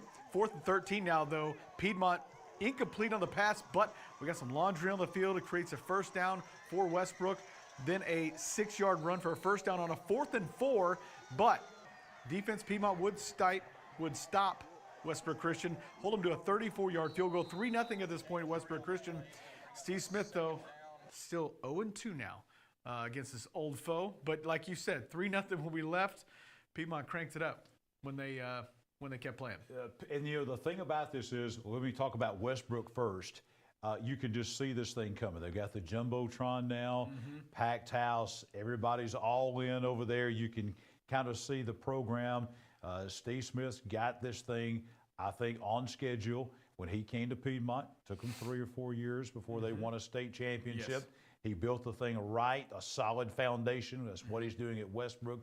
You can see that happening. And he's got a quarterback, that Brody Blevins. I've been hearing a lot about him. Guy can run, guy can throw. You go play quarterback for Steve Smith, as you know, Chad, through the years, you got to run the football. You got to run the football. You got to be a running back. And you got to be a hard runner. And that's what we've seen a lot. That's kind of the pedigree that we've seen as quarterbacks over time. The odd thing, though, was, they played really tough last week against Locust Fork. And having Piedmont and Locust Fork back-to-back, that's a tall order for any team. And that's what they faced this week. Just didn't get the bounce back they thought they might want. And talking about Piedmont, no surprise here because Jonathan Miller is known as a defensive guru. Yes. And that Piedmont defense this year, you get into these tough games that they played like Cherokee County, like Westbrook, those kind of games. They have been, Ohatchee, who comes in with a high-flying offense, and they shut them down for about 2.5 quarters with no points, only 2 offensive touchdowns for that high-powered offense that I saw tonight. Defense is getting it done at Piedmont this year. No surprise there. No surprise. I think the biggest surprise, too, because I was just back there. We're getting ready for some other highlights the rest of the show, watching Cherokee County play tonight and how big and strong they were. Piedmont was able to thwart their running attack. That's back when they were full strength, had their quarterback, everything. So the fact that they were able to beat Cherokee County in a week 1 when I thought Cherokee County was going to overpower them. So they found ways to win tonight. They shut down a different type offense. Very impressive, though, for Piedmont. I don't think, Chad, that we've heard the last from Westbrook Christian. I agree. I think that they are still very much alive for a playoff berth in this region. They played 2 of the top teams already, Locust Fork and Piedmont. So there's still a lot of football to be played in that 9-team region. You still got Wellborn out there, who's undefeated. Yeah. Piedmont, obviously, I think right now most folks would say Piedmont might be the favorite in that region. You're going to call them the favorite? We're going to do that? I don't know. I'm just saying most folks I don't know about. Right now it looks Piedmont, they look Wellborn strong. Right now are both undefeated, and Locust Fork. Yeah. So Wellborn had some trouble against Sachs tonight because we've been talking about Sachs. Sachs is going to bite somebody this year for sure. Almost got Wellborn tonight. So that region is going to be really interesting as we get into the second half of the season. Yeah, we got some more highlights coming from that Class 3A Region 6 that we're going to take a look at, and a lot more highlights still to come. We got tons of highlights waiting to come. Chad will be back joining us for that. Right now, though, we want to tell you about RMC. RMC has been on board with us here at High School Football Alabama after the game since the very beginning. They have been a sponsor of what we're doing here in supporting young people in high school football all across East Alabama. If you're looking for primary care, they've got the right care, and it's right here in Anniston, Oxford, Jacksonville, and Roanoke. Go to rmccares.org. That's rmccares.org. Look for family medicine there and find out more about RMC Health System. Back with more of After the Game, presented by the Calhoun County Commission.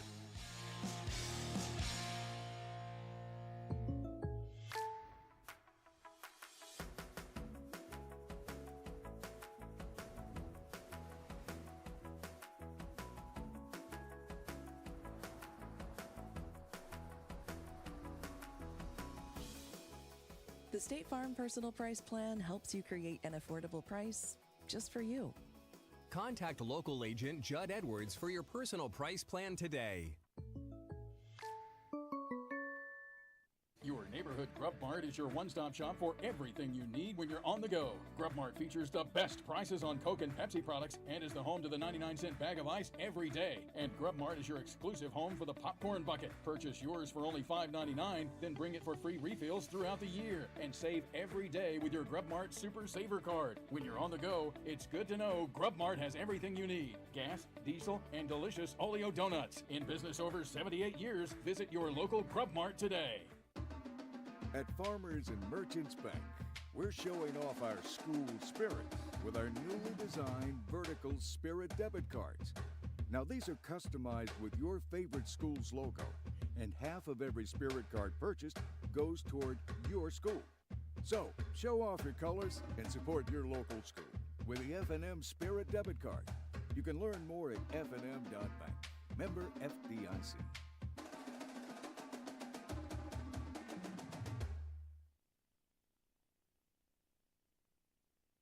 I can't imagine life without Gwen, but we came dangerously close. I was having chest pains. Luckily, there was a hospital nearby that quickly discovered one of her arteries was 100% blocked. A hospital with life-saving technology and the latest in cardiac treatment, with an experienced team of doctors and nurses focused on fixing Gwen's heart. What hospital had all of that? It was all right here at RMC. Your home is a reflection of you. We understand that. That's why we'll personally help guide you through the process of product selection, finance, and installation. We have an extensive selection of designer tile, stone, carpet, laminate, hardwood, cabinets, and outdoor products, all with industry-leading quality. Let us help you choose the perfect touches for your entire home. We offer free in-home estimates and design consultations. Visit us today at Ted's Floors and Beyond. What does it mean to be a community bank? At Noble Bank and Trust, it means you're more than an account number, you're a valued member of our community. Whether it's checking, savings, a loan, mortgage, or line of credit, Noble Bank and Trust meets all your banking needs with exceptional technology customized just for you while making you feel right at home. Make the switch to Noble Bank and Trust, and we will make sure you're taken care of from beginning to end. Noble Bank and Trust, member FDIC, equal housing lender.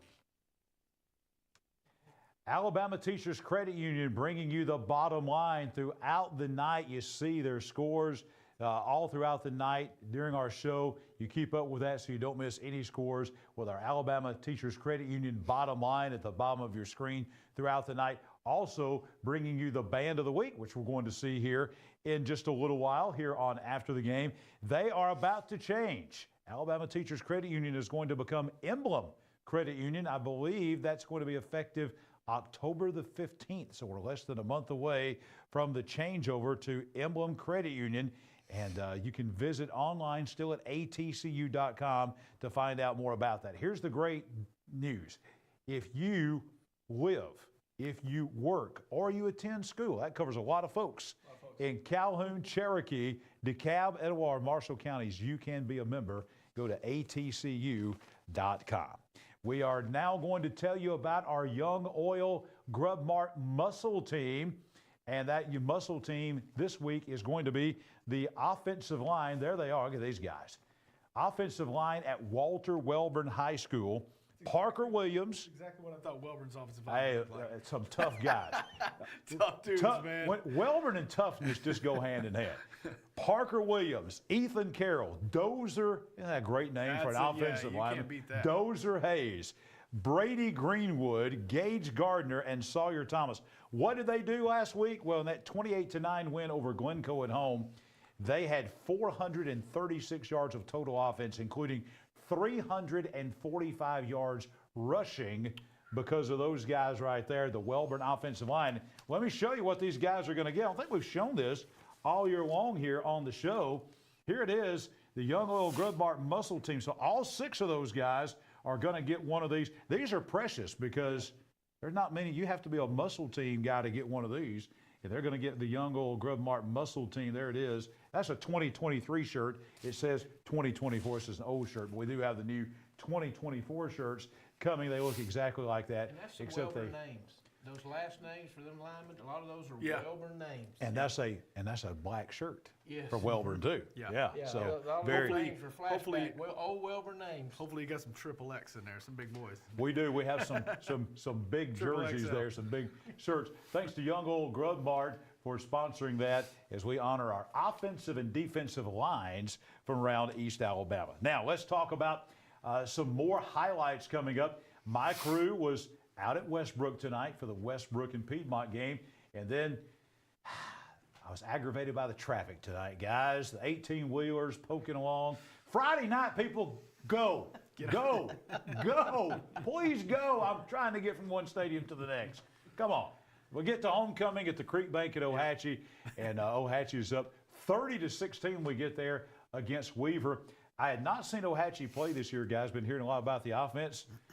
Those guys can score some points. Yeah, they're fast. This is a big play thing, as we're about to see here, Chad. Yeah. You're going to see some of this speed on display right here. Yeah, no doubt. First week of the season, I think they made waves not only just here, but also across the state. 76-71 winners over New Hope, and that had everybody opening their eyes as to what kind of offense Ohatchee would have. But since that week 1 win, they've lost 3 straight, looking for their first region win tonight at the Creek Bank. Could they get it against the Weaver Bearcats? And that offense sure did look good. Let's go to the highlights tonight. The team sports highlights, taking us out to Roy Owens Field, Reagan Clark Stadium.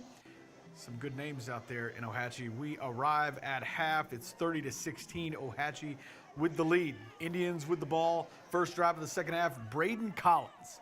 He's going to take this 57-yard speed, man. Speed, shifty, speed, 57 yards for the touchdown. 2-point conversion would be no good. It is 36-16. Ohatchee now on defense. And Weaver, I tell you, they got some speed too. Coach, you talked about it. Sachs, Weaver, they're going to bite somebody this year. And this is one of the reasons why. Caden Gooden, 62 yards into pay dirt. He's going to take in the 2-point conversion as well, making it look easy. It's 36-24 here at this point. But we have more offense for Ohatchee. Jaden Hurd. This is going to be a 39-yard run over the right side. And it's not the same guy every time. We're talking about multiple people here making plays for the Indians. Yeah, they can throw the ball too. Yeah, it's crazy. But they use this side-to-side run game tonight so well. Braden Collins, he's going to take this in for a touchdown for Ohatchee. Drake K with a 2-point conversion try. And he's going to knock this in. They went right twice. Now they go left. He's in there for 2-point conversion. It's 44-24.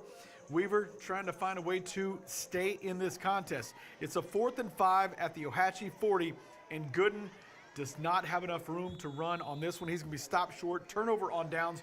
Ohatchee now back with the ball, looking for more blood, and they get it. Another name, Jones, 34-yard run. This time over the left side. He's going to be tackled out of bounds. Tough play there to get the first down for the Indians. Back to the ground again. Hurd. This time a 10-yard gash. Look at the shifts. Look at the moves. It's a beautiful thing to watch when it's rolling. Hurd now will take this for 26 yards in there for the touchdown. 2-point conversion would be no good, but guess what? They didn't need him. It's 50-24 at this point. Ohatchee would go on to roll. Man, that offense, 64 points. They still got to get that defense figured out, but tonight, didn't matter. They get the big win, their first region win of the season. Only 100 and what is that? 101 points, something like that. Yes. Yeah. Yes. Scored in the game tonight. Ohatchee was just not watching it like one of these video games. Ohatchee just running up and down the field. And I mean, Weaver scored 37. They did not score.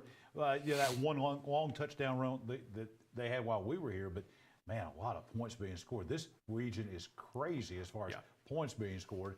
Ohatchee was very impressive tonight. They needed that to keep pace, hope for a playoff. They couldn't afford to lose that one tonight. It was homecoming, a big win for Chris Finley and the Indians tonight.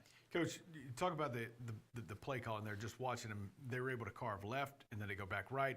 The speed sweeps, they just seemed like they had Weaver off balance. Yeah, what it looks like, and it wasn't with their arms. You know, most people, when they look at Ohatchee, they've become throwing the football a lot more. So what I've noticed there is there wasn't a lot of throwing, there's a lot of running tonight.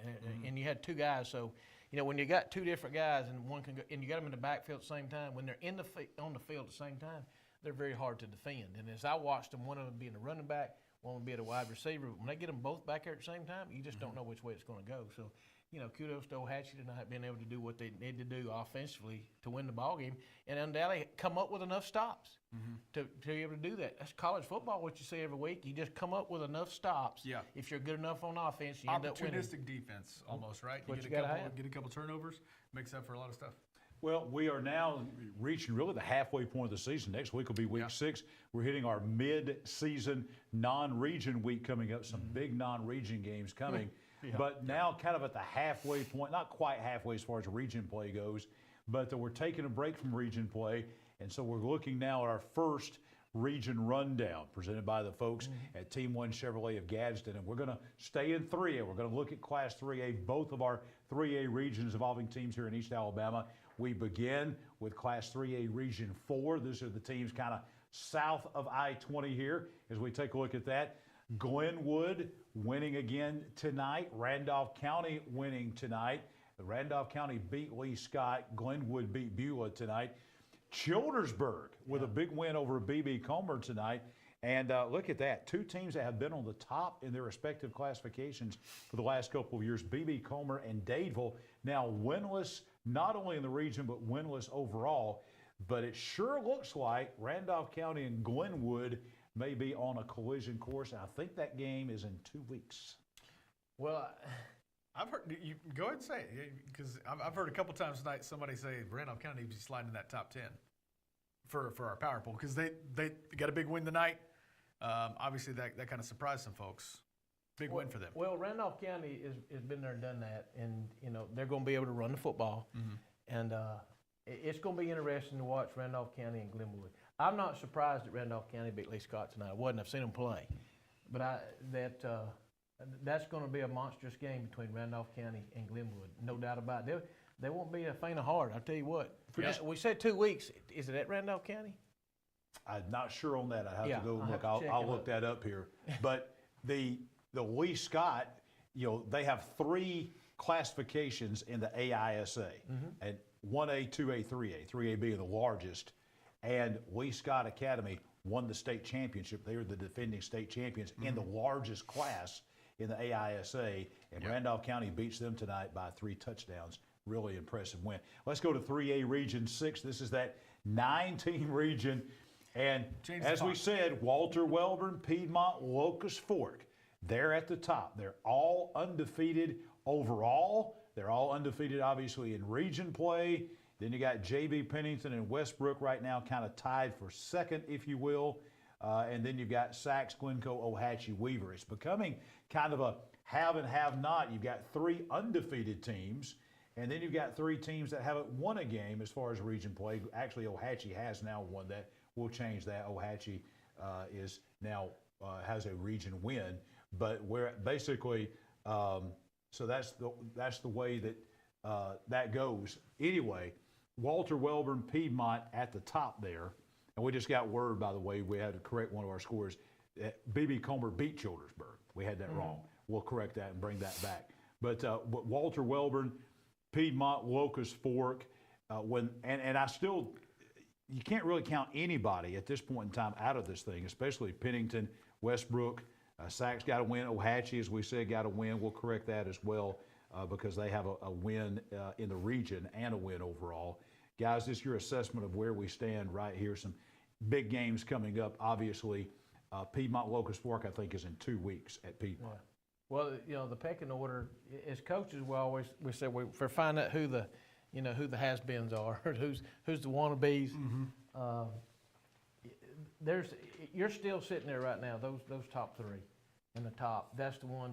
They've got some huge ball games coming up here in the next couple of weeks. So there's nothing decided, and we knew when the season started there would be nothing decided in this, because I still think that Sachs down there, somebody down in that bottom is going to give somebody a hard time, and Sachs could be one of them. Yeah.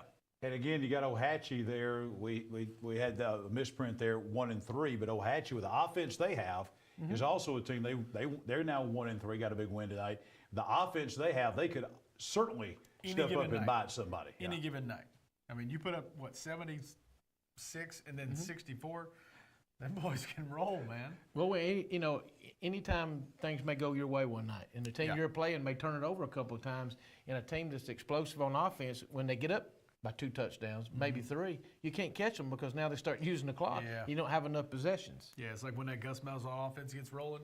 If they can get that thing churning and they're ahead of the sticks, look out. Gus Malzahn, okay. Well, I like it. I just threw it out. I like that. Hey, by the way, shout out to Marcus Herbert giving us the correction on that score. All right, we'll get that corrected coming up in the next break and give that to you graphically as well. High school football, Alabama after the game, presented by the Calhoun County Commission. Rolling on this football Friday night, back with lots more highlights still to come. The game-winning touchdown. A goal line stand, the perfect catch, the perfect stop. These are the moments that move you, but when a sports injury puts you on the sidelines, it's our job to get you moving again. Aniston Orthopedic Associates is the longest standing orthopedic practice in East Alabama, providing exceptional care to thousands of athletes. Shaping the next generation of legends. Dedicated. Dedicated to what moves you. Aniston Orthopedic Associates, 8 a.m. Saturday Sports Injury Clinic. Every football season Saturday, 701 Layton Avenue, 3rd floor, Tyler Center. Tailgate season is here, and tailgate with a new Team One Chevy. With every test drive, you have the chance to win a new Team One Chevy tailgate package. With 1.9% financing and up to $10,000 discounts on all Silverados. Take a test drive with a chance to win a new tailgate package. Save big with Team One Chevy and be a winner. Remember, Team One Chevy, home of the best people, the best service, period.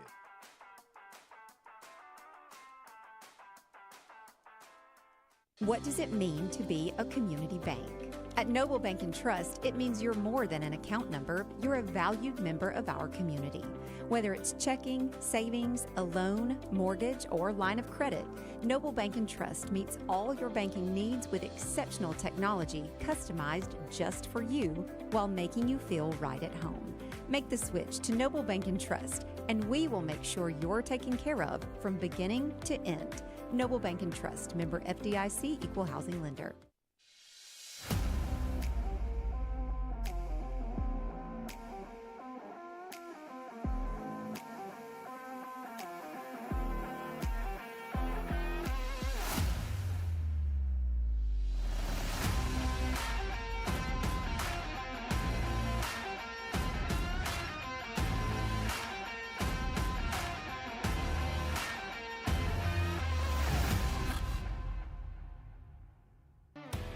McClellan Sports and Outdoors, locally owned and operated since 2008.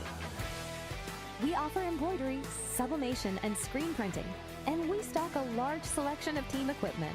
We have a large showroom with tons of gear and shoes to get you and your family ready for your next activity. Adidas, Under Armour, Maui Gym, Evo Shield, Wilson, and more. We are located in the heart of Calhoun County, here to serve our region with all your athletic needs. The Calhoun County Commission, made up of Terry Howell, Danny Shears, Fred Wilson, Carolyn Henderson, and Lee Patterson, ask you to take a look at what Calhoun County has to offer. Beautiful parks, neighborhoods, recreational facilities, historic sites, and museums. Our citizens enjoy a high quality of life and strongly support the arts. If you are considering expanding or starting a new business, take a look at what Calhoun County has to offer. You'll be glad you did. Anyway, here we go. Team One Chevrolet of Gadsden bringing you our region rundown. They'll also be bringing you, when we get to playoff time, our playoff brackets on our playoff shows here. You know, everyone loves tailgate season. This year you can tailgate in style with a new Team One Chevy, and to make it even better, 1.9% financing on all the top tailgate vehicles. The hot new Blazer, Trailblazer, Equinox, yes, even the new Silverados that will save you thousands of dollars in money. They also have the ultimate Iron Bowl tailgate package. You can go by and see them on East Meagan Boulevard in East Gadsden and register for that. Save big, be a winner at Team One Chevy in Gadsden, home of the best people, the best service, and that is period. Team One Chevrolet of Gadsden, East Meagan Boulevard in East Gadsden, bringing you our region rundown and our playoff brackets here on High School Football Alabama after the game. We are back here on After the Game, presented by the Calhoun County Commission, back with Coach Michael Short and Chad Barnett.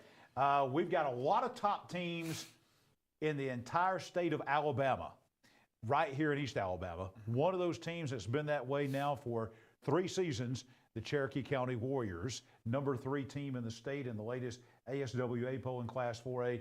And Chad, you mentioned it during the break. There, we talked about the Piedmont defense, Cherokee County defense getting it done as well. They threw another shutout tonight out at White Plains. Anybody want to write off Cherokee County after the first loss of the season? Especially the way Piedmont's looking at it. I mean, it was at home. Why would we not write off Cherokee County? I did. It's because they're really good. That's why. So since then, the defense is starting to shut them down. Scored 21 the next week, and then they gave up 6. They had a shutout last week. They're going for another shutout this week at Robertson Field at White Plains. Let's go out to the Jack State highlights and see how it all went down as the Warriors would travel down south to take on the White Plains Wildcats, who are still new and improved, still making improvements. They need big plays and a lot of things to go their way against this team, though, tonight. First drive of the night, tough way to start. Crew Martin throws a pick to Luke Young. That's a big interception. They really needed to get off a positive start. And, man, I tell you, they just run the ball so strong. James Griffith going to hand it off to Nate Black, breaks a few tackles, big run for a first down, and then more of that. Keyshawn Woods with a handoff, powers his way inside the 5, and then more ground game for the Warriors. Next play, Woods with the call again, this time punching it into the end zone. Touchdown Warriors. PAT would be blocked. 6-0 Blake Jennings. All right, boys, let's go. Again, tough start to the night. You have to have big plays against a good team like this. Blocked punt gives Cherokee County the ball at the 6-yard line. Warrior ball. Black gets the handoff, walks into the end zone. Touchdown Warriors. They're up 13-0 this time. The extra point was good. Next drive for Cherokee County. Griffith. He's going to hand off to Woods, and he's going to have a few guys bring him down. Big first down run for him. Now 2nd and 12. Griffith is going to drop back to pass. Connects with Ben Mosley for another first down for Cherokee County. The Road Whites this time are going to take the ball and put it into the end zone one more time. It's going to be 20-0 at this point. And, man, you know, White Plains, tough effort, but I tell you, you have to get the ball rolling against a good team like this. They had a couple mishaps to begin with, and they were facing, I guess, uphill battle from that point on. Let me tell you how good Cherokee, compare scores. Let me tell you how good Cherokee County is. In addition to Piedmont beating them on the last play of the game, we see how good Piedmont is.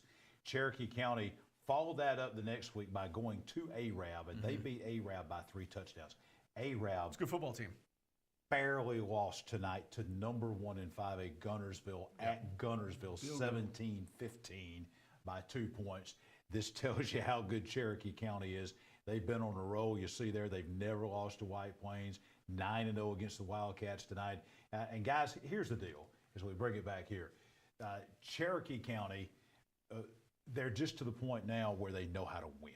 Yeah. And they're just at that level, the confidence. Just watching that video there, you just see the confidence. Those guys, a program now where center expects to win when they go out. Yeah. And this is, again, they're faced without their starting quarterback, year 2, and they just load up that backfield and they just run it down your throat. They are a big, strong, physical football team. But if you talk to Coach Kelly, it all starts with their defense. And Coach Henderson there, he's a wild man on the sidelines over there.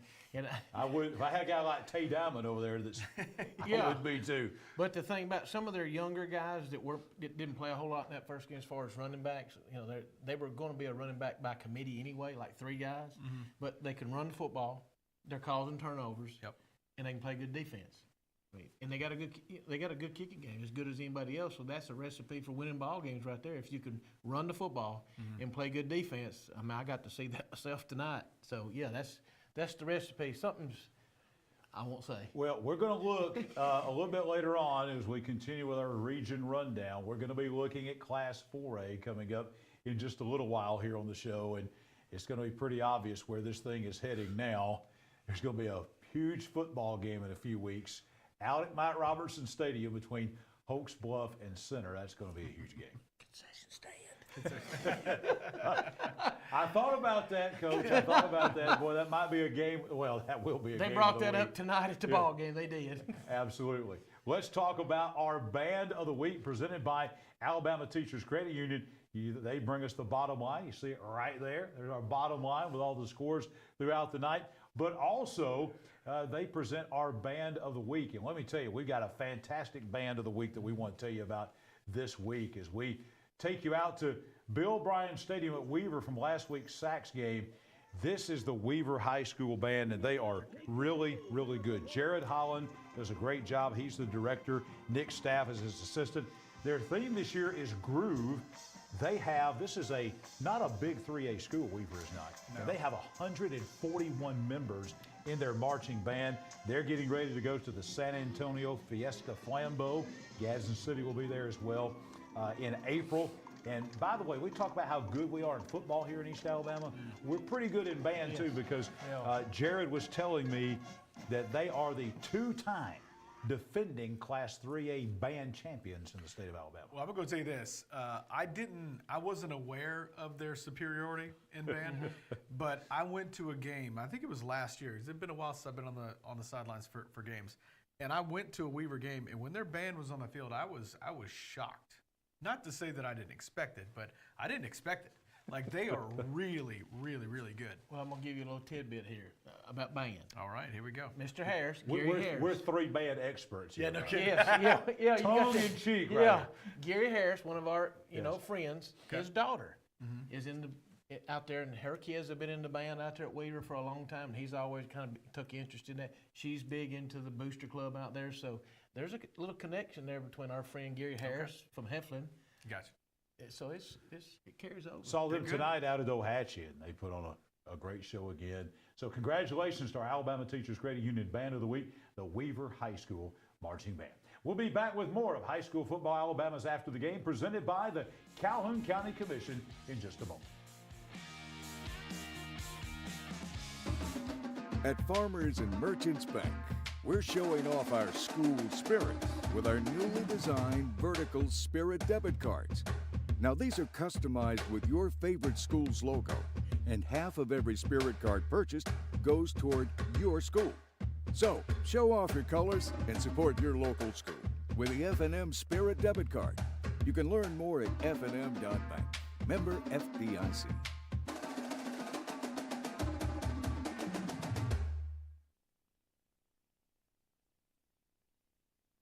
As a social worker, my cousin devotes her career to helping others.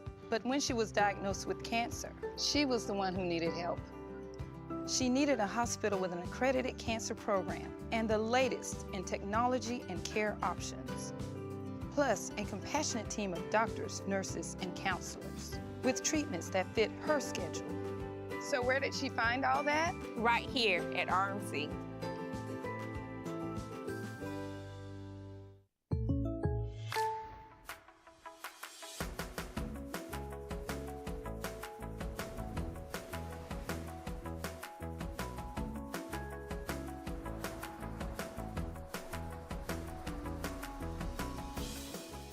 The State Farm Personal Price Plan helps you create an affordable price just for you. Contact local agent Judd Edwards for your personal price plan today.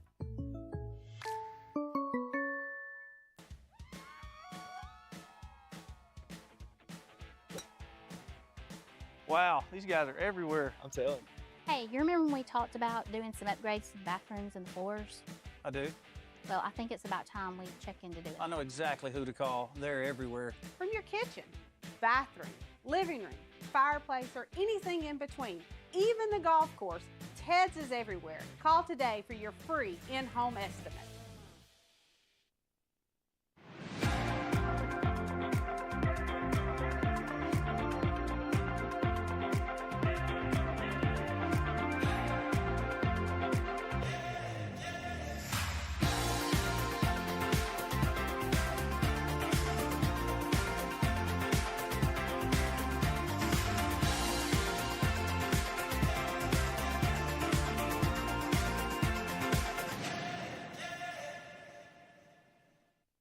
Your neighborhood Grub Mart is your one-stop shop for everything you need when you're on the go. Grub Mart features the best prices on Coke and Pepsi products and is the home to the 99-cent bag of ice every day. And Grub Mart is your exclusive home for the popcorn bucket. Purchase yours for only $5.99, then bring it for free refills throughout the year. And save every day with your Grub Mart Super Saver card. When you're on the go, it's good to know Grub Mart has everything you need. Gas, diesel, and delicious Oleo donuts. In business over 78 years, visit your local Grub Mart today.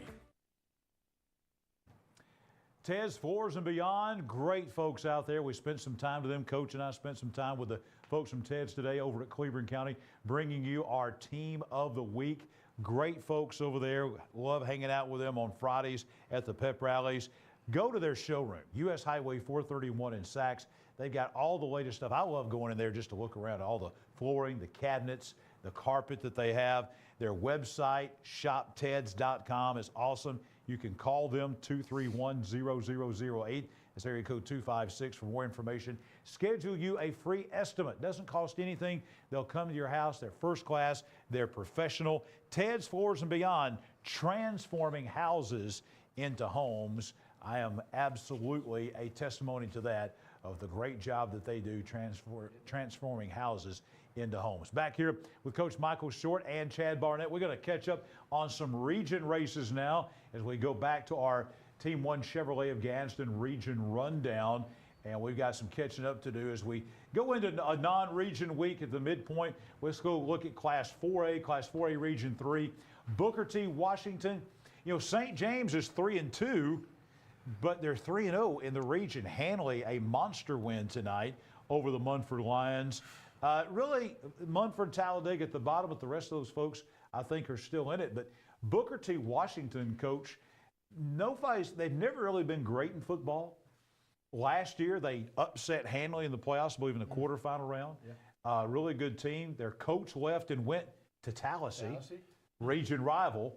And everybody thought, well, maybe that's the secret sauce. Maybe their coach leaving, Coach O'Neill leaving and going to Tallahassee, maybe that was the deal. But no, look at there. Booker T. Washington, number 9 in 4A, 4-0, 3-0 in the region. Yeah, you know, it proved to you that Coach O'Neill, what he had done was starting to build a program there. And he left, and his daddy is the famous Jackie O'Neill from years at Reeltown. And, you know, so it just proves that they still know how to play. The only thing about that you look at them is they have started slow in a lot of games this year. Cleveland County was up. Mumford was up on them, and they end up winning in the second half. That may be a concern, but when you look at those regions, I look at Tallahassee, and what does that one way out there to the right, what's that going to mean later on in the season? It could be very tough when it comes to tiebreakers if that happens. Yeah, it looks like Booker T. Washington, St. James, maybe the ones on collision course there. St. James has already beaten Hanley and handed them a loss, so it looks like those two teams right there might be the two teams that battle it out for a region title. But then after that, you've got Hanley, Tallahassee, Bullitt County, Cleveland County, all pretty much still alive. They have wins in region play with Munford and Talladega winless. Let's go look at Class 4A Region 6 now. Ooh. And there it is, folks. Now, not saying that Alexandria and Anniston might not make some noise, but Alexandria's already lost to Anniston. You saw what Hoax Bluff did to Anniston tonight. Cherokee County's rolling right now. Guys, we can't, not predicting games, we certainly don't do that, but boy, that Cherokee County Hoax Bluff game, which will be at Hoax Bluff, that one is looming big in a few weeks. I feel like there's going to be a pretty good crowd on both sides there. It's going to be in Hoax Bluff. It's going to be standing room but only it's going to be center south because they're going to be filling up that right side. That place is going to be full that night. They'll sell a lot of Philly cheesesteak sandwiches that night. I was going to say, Coach, are you jealous that everybody's going to get? Or you going? He may be there that night. That may be our. Well, I'm going to the good that might be. Judd Edwards game all of you week. may want to be there. Look, I'm afraid to say anything because Coach Rob told me tonight that when we even brought up, stop. That was his word. Yeah. Stop Glencoe next week. It's all we're worried about. Don't give me no rat poison, Coach. I said, I'm okay. I can do that now, what I do for a living. Yeah, I think even photographer Jordan Smith tried to say something to him about the looming Hoax Bluff game too. So yeah, he shut us down real quick on that. That right there, though, I think we're starting to maybe see a little separation in that region. Alexandria, big win tonight. I hadn't talked about the Valley Cubs. They were down 21-17 in the third after jumping out to a 14-0 lead. Then Aniana came back and outscored them 21-3. But then Alexandria scored 21 unanswered tonight at Aniana and beat the Redskins. That's a big win for Alexandria. With a lot of young kids. Because they only won one football game last year. Great now is they've won two already. How great is it to see them bounce back like that? You know, a storied program as great as it is. Last year was just kind of an anomaly. To see them bounce back, it's really good to see. Well, let's move to Class 6A Region 6 in our Team 1 Chevrolet of Gadsden Region rundown. And it seems like for the last several years, it's always come down to Oxford and Clay Chalkville to being a big monumental game, and it looks that way again. Coach, I think, you and I talked about this week, what a big game this was for Oxford against Mountain Brook. Huge. I think it's the biggest win Sam Adams has had since he's been the head coach at Oxford, especially the manner that they did it. They were down 14-0. They were down 28-14. Yep. They come back on the road, tough place to play against a really quality team. And then Coach Adams rolls the dice, 20-something seconds, I think 21 seconds to go in the game, goes for 2 and gets it and wins. That is as big a win as Oxford's had in years. And that's why you do with 21 seconds to go. That's why you go for 2, because you're on the road. Yeah. What have you got to lose? We're on the road. And I think everybody has talked about it all week. It's led up to that. Everybody in the media and everybody's told him this is the biggest game that you've ever had while you're at Oxford. But it's not just for him, it's for the players, it's for the community. It was a very large win for the community of Oxford, the team, everybody involved with their program. That was a great win for them because it is not easy to go to Mountain Brook and get a win. Mountain Brook's still a really good football team. It's one of those things that you got to look at, the way the ball bounces, because I think if there's maybe a minute and a half or maybe a minute and 40 or 45 seconds, they probably don't go for 2 because there's too much time left on the clock. So a couple extra bounces here, the clock ticks down, 21 seconds. You get to strip the game away from them. Well, the thing that we does is that game between Oxford and Mountain Brook probably was a game to see who's going to be on the road in the first round. Sure, yeah. We're not predicting. It does. That's what it was. And, yeah. And I can see now 3 of the 4 winning in the first round. And, Chad, to your point about Mountain Brook, their 2 losses to top 5 teams. Parker, we know how good they are. Yeah. Parker and Oxford. So their 2 losses to top 5 teams in 6A. Yeah, I think we don't know, but it looks like Clay Chalkville, Oxford, Mountain Brook will be the top 3. The interesting thing as we move into the second half of the season is going to be, look at that log jam for who might be 4th in that region. I think you probably can take Huffman out, but Shades Valley, Pale City, Pinson Valley, that's going to be, I think, a dogfight for that last playoff position amongst those 3 teams. A friend of mine told me that Pale City may end up being that 4th team. Yeah, they look good tonight, right? He knows a little bit about football. And a big win tonight, a lot of points. I think I know who that is. Class 6A Region 8, Fort Payne, they're 2-2, but where it counts in the region, they had that big win last week. We're going to give you some more information about that, where they beat Southside. And then Gadsden City wins tonight. Buckhorn, May Jemison. Southside had an open date. They did not play tonight. And then you got Hazel Green and Lee of Huntsville there at the back. But Fort Payne tonight, they hammered May Jemison. That really surprised me. I was surprised that Fort Payne won.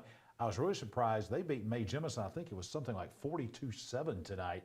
So Fort Payne and Gadsden City, seems like every year in this region it comes down to those 2, and it looks like it may be that way again. Well, I do know one thing. Fort Payne has a kicker, and they've always had a kicker for years. Now, when I say a kicker, we're not talking about a 42-yard field goal. We're talking about 50, 55, almost 60. Well, they got one kick in the Super Bowl a couple years ago, right? Well, they've had him at Auburn. They've had him at Florida. Yeah. I mean, they've had the whole family, and this may be Ken. I don't know if they're Ken or not, but he can kick it. He's probably a cousin. We're going to tell you about him coming up in one of our future right here tonight, extra points. Speaking of extra points, it's time for another extra point tonight, brought to you by Randy Woods, State Representative out of District 36. As we go to break, we'll bring you that extra point. And here it is.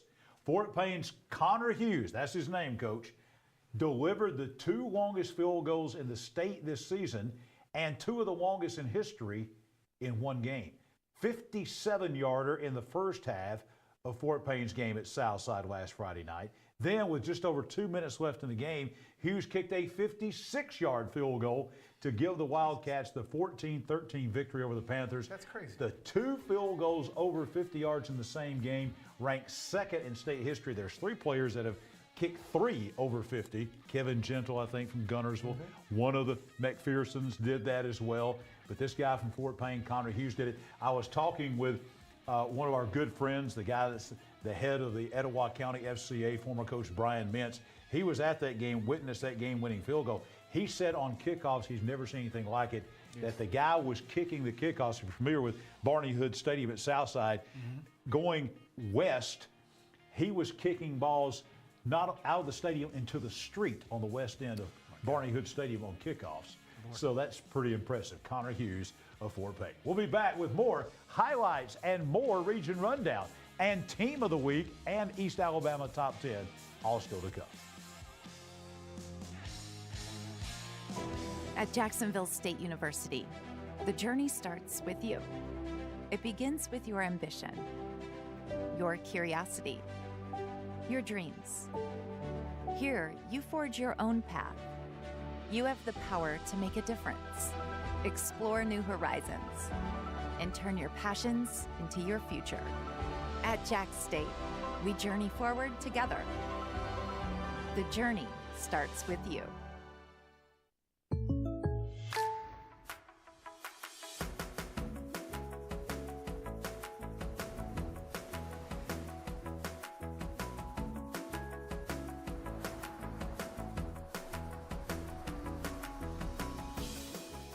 The State Farm Personal Price Plan helps you create an affordable price just for you. Contact local agent Judd Edwards for your personal price plan today. Tailgate season is here, and tailgate with a new Team 1 Chevy. With every test drive, you have the chance to win a new Team 1 Chevy tailgate package. With 1.9% financing and up to $10,000 discounts on all Silverados. Take a test drive with a chance to win a new tailgate package. Save big with Team 1 Chevy and be a winner. Remember, Team 1 Chevy, home of the best people, the best service, period.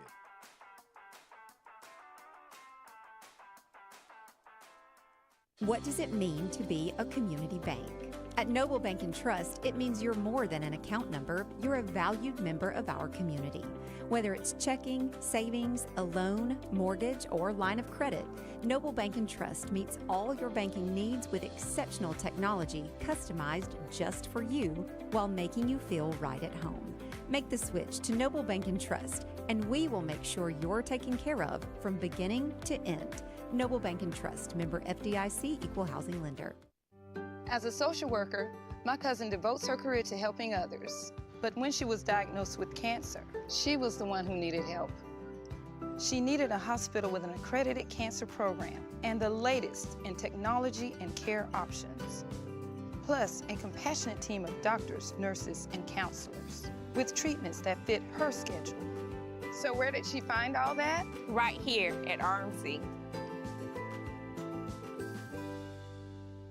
The Calhoun County Commission, made up of Terry Howell, Danny Shears, Fred Wilson, Carolyn Henderson, and Lee Patterson, ask you to take a look at what Calhoun County has to offer. Beautiful parks, neighborhoods, recreational facilities, historic sites, and museums. Our citizens enjoy a high quality of life and strongly support the arts. If you are considering expanding or starting a new business, take a look at what Calhoun County has to offer. You'll be glad you did. Coming up very soon, our awards to remember, East Alabama Top 10 awards to remember, our Tough Guy Trophy. We presented that heavy trophy to the Cleveland County Tigers today, Team of the Week. They also do our plaque for our Player of the Week. They do so many great things for us here at High School Football Alabama. Why not? They've been 40 years in business. They are the premier awards dealer in this part of the state of Alabama, no question about it, and one of the top 10 awards dealers in the entire Southeast. Go to awardstoRemember.com. You see the website there on the screen. Visit their kind of great samples out there at 4017 Alabama Highway 144 in Ohatchee.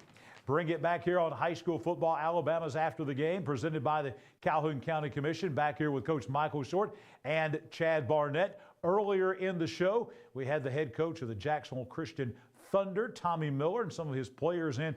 A huge win tonight, guys, as we talked about with Coach Miller, because Russell Christian out of Meridian, Mississippi, they have been the dominant team in the Christian Football Association. They've won the title in that league for 7 years straight.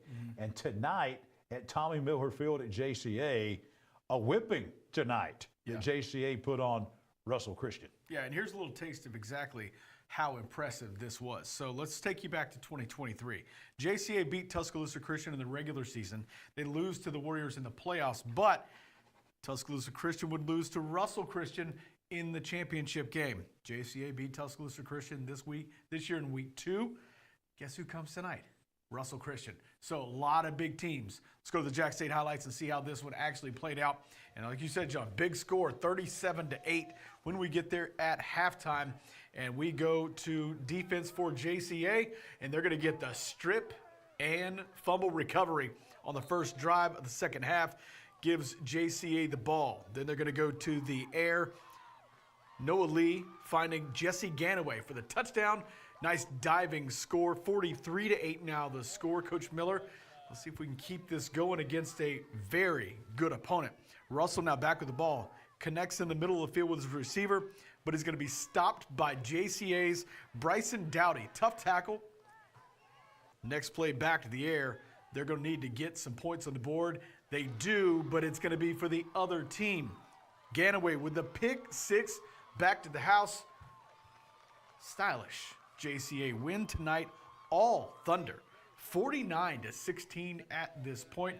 Tommy Miller looking pretty good with his boys tonight. Absolutely. As we said, their schedule, they've got 9 games on their regular season schedule, but they started a week earlier. They started back on regular season play August the 16th. They lost that game to Southern Prep, but they've won 5 in a row since then. Smooth sailing since. October 11th, the regular season ends for them. They'll have an open date. They'll be in the playoffs, and then the playoffs, and Coach Miller didn't want me to say that, but they'll be in the playoffs starting October 25th. And their state championship is November 1st. Their state championship is at Tuscaloosa Christian. Regardless of who's playing it, it will be at Tuscaloosa Christian. But they've been close since they've been in this Christian Football Association. I just kind of have the feeling that JCA is about to break Russell Christian's streak. Well, I mean, they got a quarterback that can rival anybody in not only that division, but probably the next 4 divisions in 11-man football. I mean, the kid can sling it. Been offered by Jack State, been offered by Sanford already. Pretty good football player, and he's only a junior. And he's got some people who can catch football, too. I've seen that just for guys. The Ganaway kid looked really good. Oh, yeah. I mean, really good. All of them were real good-looking players. You just don't realize how good a shape they're in to play as much as they have to play. Have to be to play 8-man football. Let's go back to our Team 1 Chevrolet Gadsden region rundown. We're going to drop down to Class 2A now. We got a couple of regions here in East Alabama in 2A that we want to look at, and we're going to do that at this point in time right now. 2A Region 6, and it's Coosa Christian. Tonight, they were dominant. They had never played Susan Moore. That's a proud program over in Blount County. They beat them 59-0 tonight to remain undefeated in region play. Keep in mind, Coosa has a win over a 6A in Pell City. Their only loss is to the defending 2A state champion in Georgia, Pierce County. They're running roughshod through this region, but we go to non-region play. Coach, where are we going to be Thursday night? Well, I know where I'm going to be. I'm going to be in Gadsden at Coosa Christian. Coosa Christian taking on the defending 2A state champion who's moved to 3A now, the Fife Red Devils. Lots of folks are going to be at this game. This is going to be, no doubt, standing room only. I don't know, Coach, where they're going to put the people over there at Philip Ellis Stadium. It's going to be very crowded. All right, so we know Fife lost to Pisgah first week of the season. Kind of surprised everybody. Last 2 weeks, scores 63-0 and 63-0. That's not a reprint. Those are back-to-back 63-0 games. This is going to be fun. This game is going to be unbelievable, the matchup that's coming here. This is maybe, I think, at least for Coosa Christian, they're ranked number 5, legitimately a top 2 or 3 team in the state of Alabama in 2A. Fife, legitimately probably a top 2 or 3 team in 3A in Alabama. Thursday night game, that place is going to be crazy, and I'll promise you right now, High School Football Alabama after the game, we're going to be all over that game on Thursday night. There's going to be a lot of bills paid Thursday night. A lot of bills will get paid.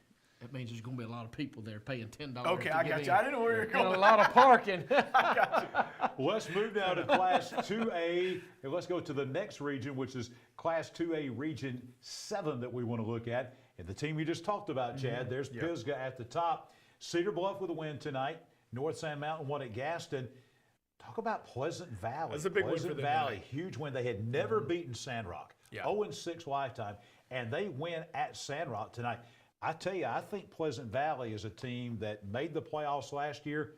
I'm not going to be surprised if Pleasant Valley maybe host a playoff game for the first time ever this year. Well, Pisgah, they've already played Pisgah, so that loss is off. Yes. That's gone. So they don't have to face Pisgah again.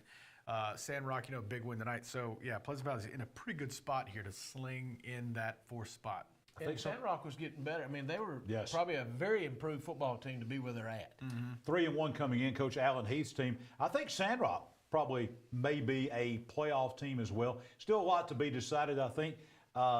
There's going to be one team left out. I don't know that Gaston can get there. I'm not sure Section can get there. But Sandrock, Pleasant Valley, North Sand Mountain, Cedar Bluff, all kind of battling, those 4 teams battling for those 3 spots behind Pisgah. I think what you got to start looking at now, this time of the year as a coach, we used to look at it, where are you going to place some of these people at? Yep. It was a great win out of Pleasant Valley to go up on the mountain and win up on the road. And that's what you got to start looking at. Where are some of these people going to be playing these games at? Just like we're talking about Thursday night, it's going to be at Coosa. The home field advantage is unbelievable, especially when you get 2 great teams playing each other. Home field advantage, a lot of times, that's why they call it home field advantage. Yeah. We still got our Judd Edwards State Farm Insurance Game of the Week still to come. We still have our East Alabama Top 10. We'll name our Ted's Floors and Beyond Team of the Week and a whole lot more as we roll on a Football Friday night.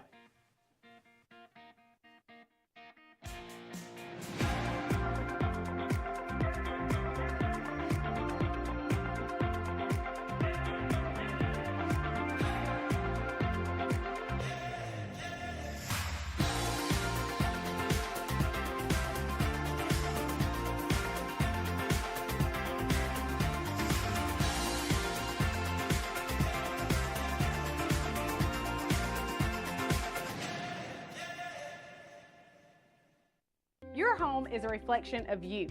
We understand that. That's why we'll personally help guide you through the process of product selection, finance, and installation. We have an extensive selection of designer tile, stone, carpet, laminate, hardwood, cabinets, and outdoor products, all with industry-leading quality. Let us help you choose the perfect touches for your entire home. We offer free in-home estimates and design consultations. Visit us today at Ted's Floors and Beyond.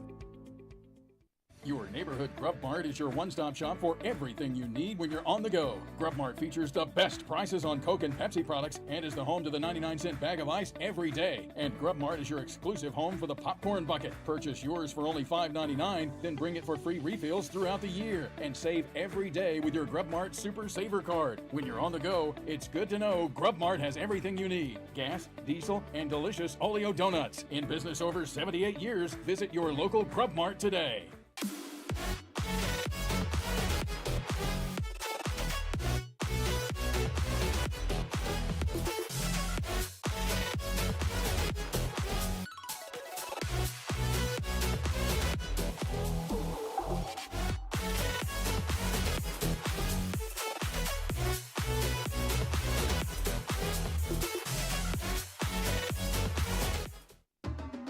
At Farmers and Merchants Bank, we're showing off our school spirit with our newly designed vertical Spirit debit cards. Now these are customized with your favorite school's logo, and half of every Spirit card purchased goes toward your school.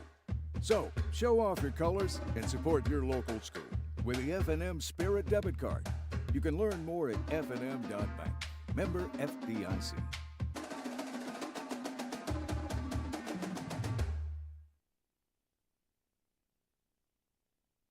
The game-winning touchdown. A goal line stand. The perfect catch. The perfect stop. These are the moments that move you, but when a sports injury puts you on the sidelines, it's our job to get you moving again. Aniston Orthopedic Associates is the longest-standing orthopedic practice in East Alabama, providing exceptional care to thousands of athletes. Shaping the next generation of legends. Dedicated. Dedicated to what moves you. Aniston Orthopedic Associates, 8 a.m. Saturday Sports Injury Clinic. Every football season Saturday, 701 Layton Avenue, 3rd floor, Tyler Center. USA Softball of Alabama bringing you our scoreboard here on High School Football Alabama after the game. And let me tell you about what's coming up next for them. October 5th and 6th in Birmingham, they're having the Maggie's Rules for Life tournament supporting Maggie's Kindness Foundation. This tournament in the past has raised over $95,000 for Children's of Alabama Pediatric Intensive Care Unit. Go to usasoftballofalabama.com to learn about all the great things that USA Softball of Alabama does here around the state, all their upcoming events that they have coming up. That's their next big one. That's USA Softball of Alabama.com, and you'll find out more about that. All right, time for some team sports highlights coming up as we bring it back here. Jon Holder along with Michael Short and also Chad Barnett on this Football Friday night. We're going to take you now out to Jack Stewart Field at Sachs. We've talked about big games in Class 3A Region 6, and you know, we talked a lot about a lot of teams in that region very quietly.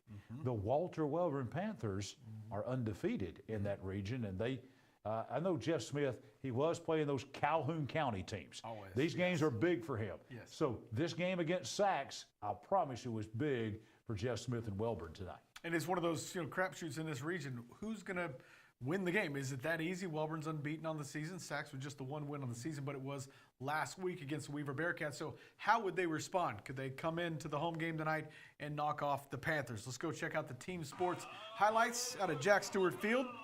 Sachs running through the victory line, and I tell you, Wellborn had a fight on their hands tonight. David Amberson, long pass to Ethan Carroll. It's going to set up a first down for the Panthers on the road.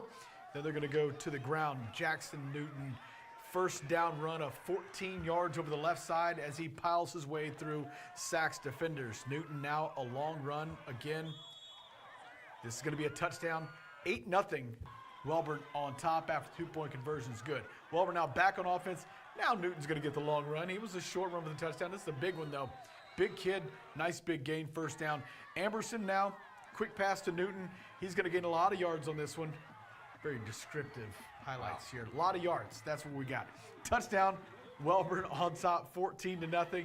Sachs trying to score here before the half. Last play of the half, and it's going to be a big play by Jordan Newton. Gets a sack, but then they start out the second half. A little trickery. Onside kick. Sachs would recover, and they would make something out of it. Curry going to hand off to Nicholas Mixon, who runs up the middle for Sachs. Touchdown, Wildcats. It's 20-14 at that point. Wellborn would hang on. Not as big of a blowout as what maybe some would have thought. Tough game tonight. Sachs really played hard. 26-14. That's been the theme with Sachs. Sachs is not, they've had that one win against Weaver, but they played Westbrook very tough. They played very tough against Piedmont. They played very tough against Wellborn tonight. So we talked about that's a Sachs team that's very dangerous and that could step up and bite somebody before it's over. Walter Wellborn, very quietly. It's just a solid team. It's typical Wellborn, nothing fancy, not a lot of big stars, those kind of things. Earlier. But you turn around here and they're 4-0, including undefeated in region play, guys. Well, you talked a lot about it at the beginning of the year in your magazine. With Wellborn people, and that's just the way they are. They're hard-nosed, they're going to play great defense, and they're going to run the football.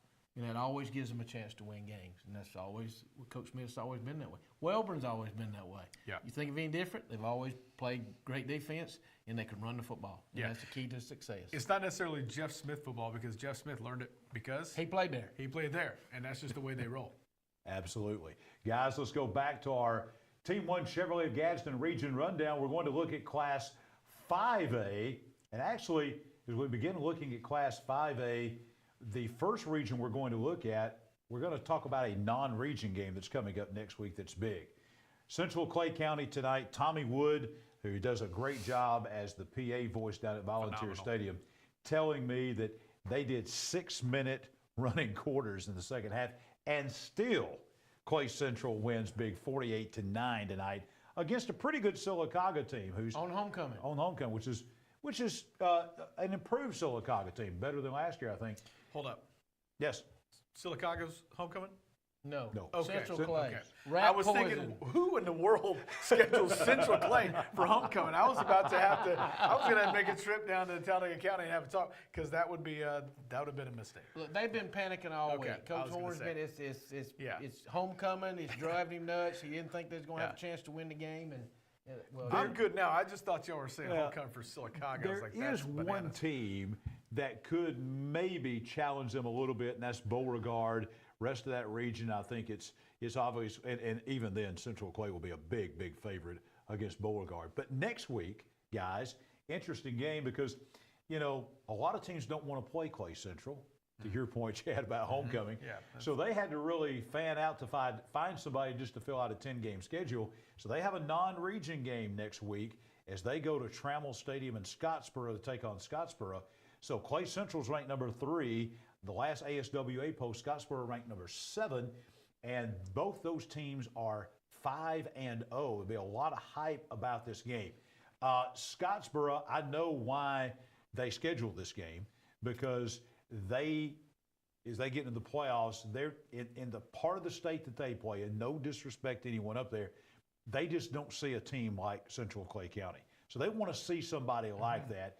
And Central Clay County is just trying to find a game with anybody, anywhere. So they got the 2-year deal with Scottsboro.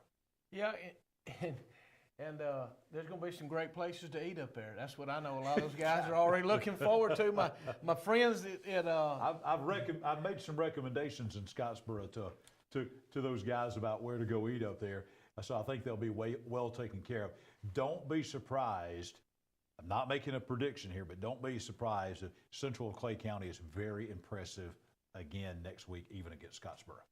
Oh, yes. I mean, because they're going to continue to get better each week. That's the one thing a Danny Horn team is going to do. They're going to continue to get good or get better each week. And it wouldn't be surprising to see, not like it was tonight, but it wouldn't be surprising to me to see 3 touchdowns, rat poison. And Coach Horn and his staff, they're relishing this. They're going to really – oh, yeah. Scottsboro is going to be the greatest team on the planet, that they're going to play. Yeah. And they need that long road trip. It's that mustache psychology. Yes, it's going to be a long road trip. Class 5A Region 6 now. Let's go take a look at that region. And it's very top-heavy here.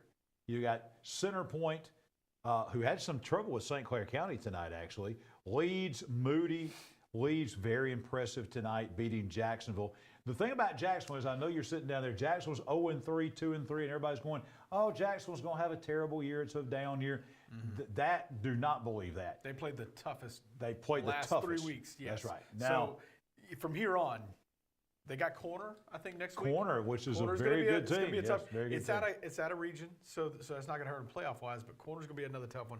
So they've had a gauntlet here. So the last portion of the season, I like to see Jacksonville slide in there into the playoff spot. Jacksonville, and I think it's going to come down. I think this is a couple weeks away. Jacksonville and Springville, that might be for a playoff berth. Going to be a big deal there in Class 5A, Region 6. To get into playoffs, your first year in 5A would be unbelievable. Especially with some of the talent they lost last year, like Jim Ogle and those guys. So that's 5A Region 6 in our Team 1 Chevrolet Gadsden Region Rundown. Well, let's tell you about Noble Bank and Trust. They're another great organization that's been with us since the very beginning. They bring you the Noble Bank and Trust post-game presser. We had Tommy Miller on the presser earlier. Noble Bank and Trust is a community bank. What is a community bank? Well, that means they're community owned. They're owned by people right here in Calhoun County. So you're a person, you're a face, a name. When you walk in one of their branches, you are not just an account number like the big city banks out of Nashville and Charlotte and Atlanta and Birmingham. And they have everything. They're high tech, they're high touch. They can tailor their accounts and services to fit your needs. Noble Bank and Trust, bringing you high school football Alabamas after the game. We've still got East Alabama Top 10, Game of the Week, and Team of the Week still to come. The Calhoun County Commission, made up of Terry Howell, Danny Shears, Fred Wilson, Carolyn Henderson, and Lee Patterson, ask you to take a look at what Calhoun County has to offer. Beautiful parks, neighborhoods, recreational facilities, historic sites, and museums. Our citizens enjoy a high quality of life and strongly support the arts. If you are considering expanding or starting a new business, take a look at what Calhoun County has to offer. You'll be glad you did.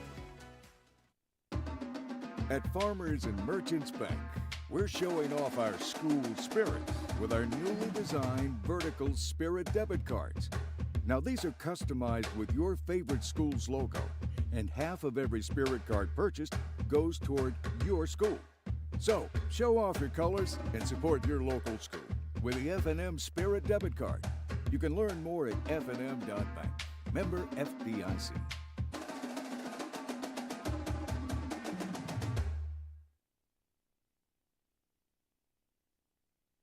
neighborhood Grub Mart is your one-stop shop for everything you need when you're on the go. Grub Mart features the best prices on Coke and Pepsi products and is the home to the 99-cent bag of ice every day. And Grub Mart is your exclusive home for the popcorn bucket. Purchase yours for only $5.99, then bring it for free refills throughout the year. And save every day with your Grub Mart Super Saver Card. When you're on the go, it's good to know Grub Mart has everything you need. Gas, diesel, and delicious Oleo donuts. In business over 78 years, visit your local Grub Mart today. I can't imagine life without Gwen, but we came dangerously close. I was having chest pains. Luckily, there was a hospital nearby that quickly discovered one of her arteries was 100% blocked. A hospital with life-saving technology and the latest in cardiac treatment, with an experienced team of doctors and nurses focused on fixing Gwen's heart. What hospital had all of that? It was all right here at RMC. What does it mean to be a community bank? At Noble Bank and Trust, it means you're more than an account number, you're a valued member of our community. Whether it's checking, savings, a loan, mortgage, or line of credit, Noble Bank and Trust meets all your banking needs with exceptional technology customized just for you while making you feel right at home. Make the switch to Noble Bank and Trust, and we will make sure you're taken care of from beginning to end. Noble Bank and Trust, member FDIC, equal housing lender. Tailgate season is here, and tailgate with a new Team 1 Chevy. With every test drive, you have the chance to win a new Team 1 Chevy tailgate package. With 1.9% financing and up to $10,000 discounts on all Silverados. Take a test drive with a chance to win a new tailgate package. Save big with Team 1 Chevy and be a winner. Remember, Team 1 Chevy, home of the best people, the best service, period.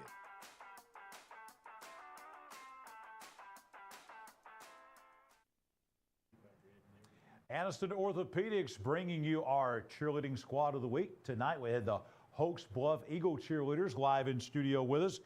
Don't forget about their Saturday morning 8 a.m. sports injury clinic.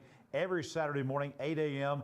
Anniston Orthopedics at the Tyler Center. All high school athletes who might be suffering from an injury, you can come there. They have great, skilled, experienced physicians.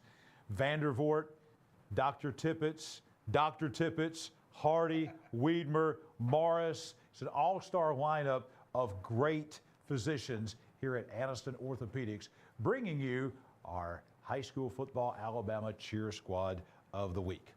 We bring it back here on High School Football Alabama after the game on this Football Friday night presented by the Calhoun County Commission. Guys, let's talk about the 1A regions. I think that's the only class we haven't looked at yet. And there were some big things happen in at least one of those regions tonight. So let's go back one last time to our Team 1 Chevrolet of Gadsden region rundown. And we're going to begin in Class 1A Region 6. Wadley tonight, you know, that was a pretty good, guys, Victory Christian team. They actually were undefeated in region play coming in. And Wadley went into Pell City tonight and beat them 62-7. Winterboro, 42-7 winners tonight over Donahoe. Guys, we've been saying since the summertime that this is going to come down to the Wadley-Winterboro game, and I don't see anything that shows me it's going to be any different. No, I mean it's going to be I think that'll be a great ball game. I know some people say, you know, Wadley's got a big time college football player on there, but Winterboro's got a good football team too. And they got more numbers than they've been used to having over the last. How about that for grammar? Yeah, because they picked up some of those guys. They got extra numbers. They've looked pretty good, and that was a big score tonight against Donahoe. Class 1A Region 8. This was one of the biggest games in the state tonight in any classification. That was Spring Garden, undefeated, going to Valley Head, undefeated. Spring Garden goes up there and they win most impressively 32-13 tonight as they win at Tiger Stadium in Valley Head. They really take control of that region. Watch out for Appalachian. Appalachian's been pretty good there. They're 4-1 and 2-0 in region play. But in my opinion, no disrespect to Appalachian, but I think we might have seen our region title game played tonight up in DeKalb County at Valley Head. You talked about that a lot last week heading into this game. You were really excited about how this is going to turn out. Spring Garden left no stone unturned tonight on that big win. And went on the road to do it. Yeah. Don't forget about Raglan. Raglan tonight beat Woodville. That was huge. That might possibly be a game that we look back on that might put Raglan in the playoffs. That win over Woodville tonight. They went on the road and did it, and they did that very, very impressively as Raglan won 50-20 tonight over Woodville up in Jackson County at Woodville. Now, it is that time of night, our awards to remember. East Alabama Top 10 coming up. I think what we're going to have tonight is we're going to, instead of unveiling them one at a time, we don't have the capability of doing that tonight, so we're just going to give you the 10. I'll go over here and block these a little bit. All right. Here's the change. Anniston out, Hoax Bluff in. For the first time this year, Hoax Bluff at 10. Gadsden City, big win tonight, 41-14 over Hazel Green. They're probably going to be a region title winner. Cherokee County, obviously. Big win tonight out at White Plains. Moody beat Helena. Helena's got a really good 6A football team, and they went on the road and beat them. Oxford and Helena next week. Spring Garden, we just talked about that big win at number 6. Back off and let you see now. Coosa Christian, number 5, with 5 coming to town.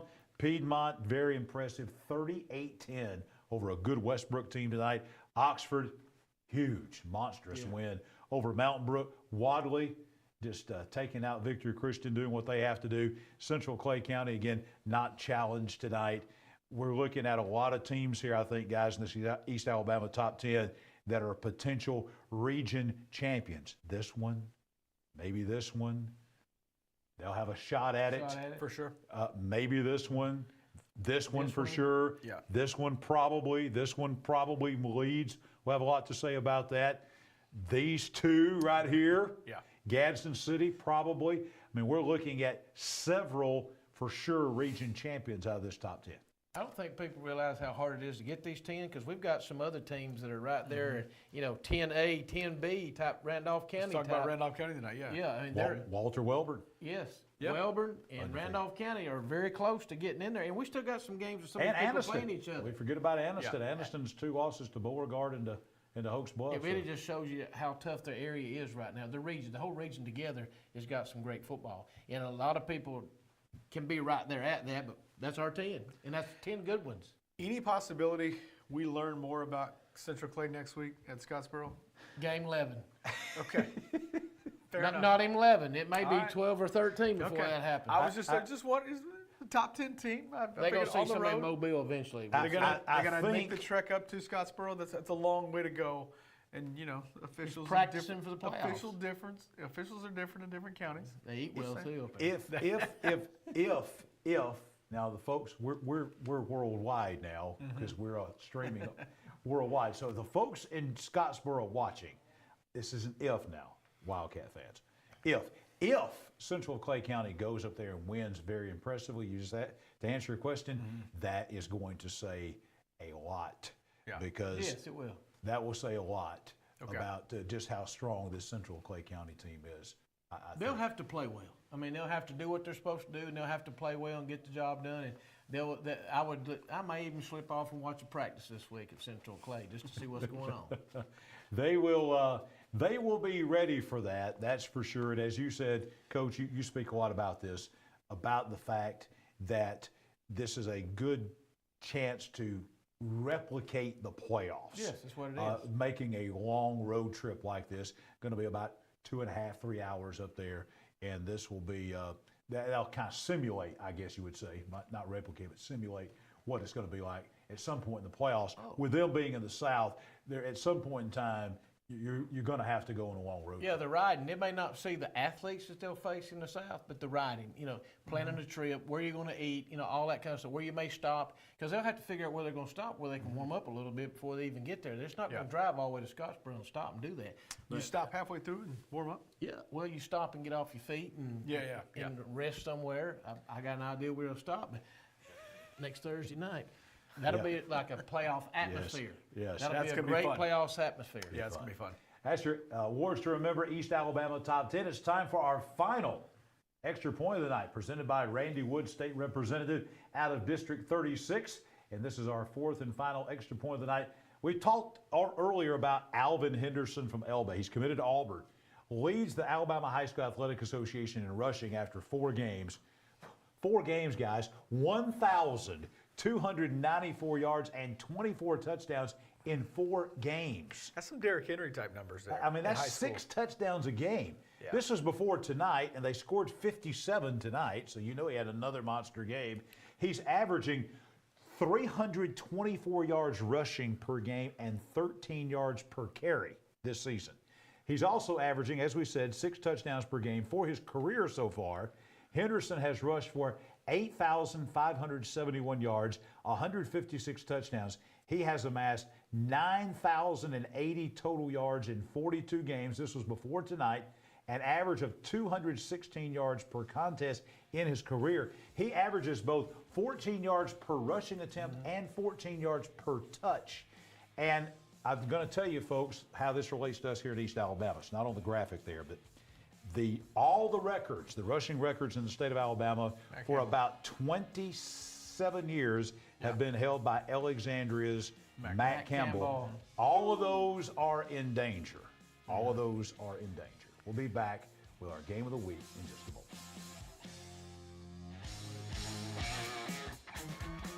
moment. Wow, these guys are everywhere. I'm telling you. Hey, you remember when we talked about doing some upgrades to the bathrooms and the floors? I do. Well, I think it's about time we check in to do it. I know exactly who to call. They're everywhere. From your kitchen, bathroom, living room, fireplace, or anything in between, even the golf course, Ted's is everywhere. Call today for your free in-home estimate.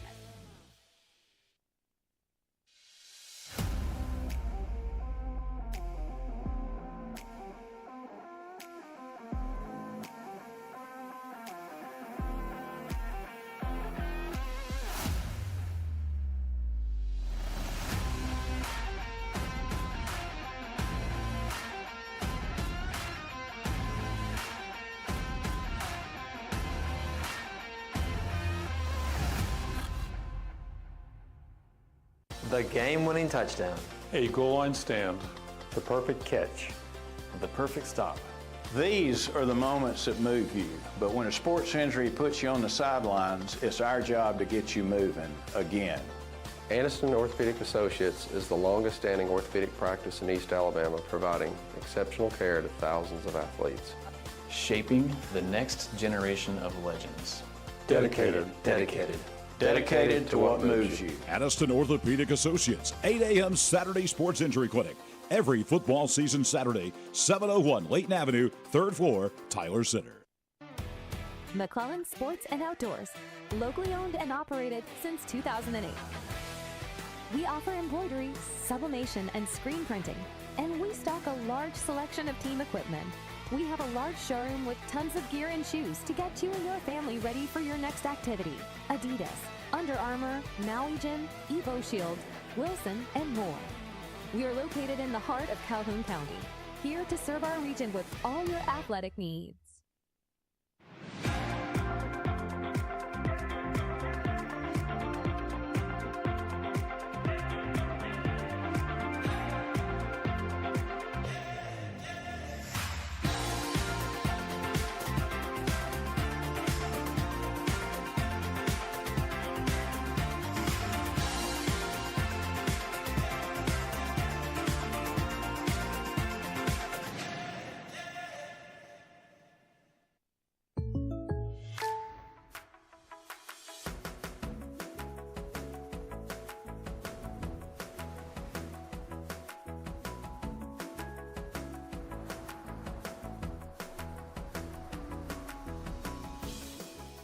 The State Farm Personal Price Plan helps you create an affordable price just for you.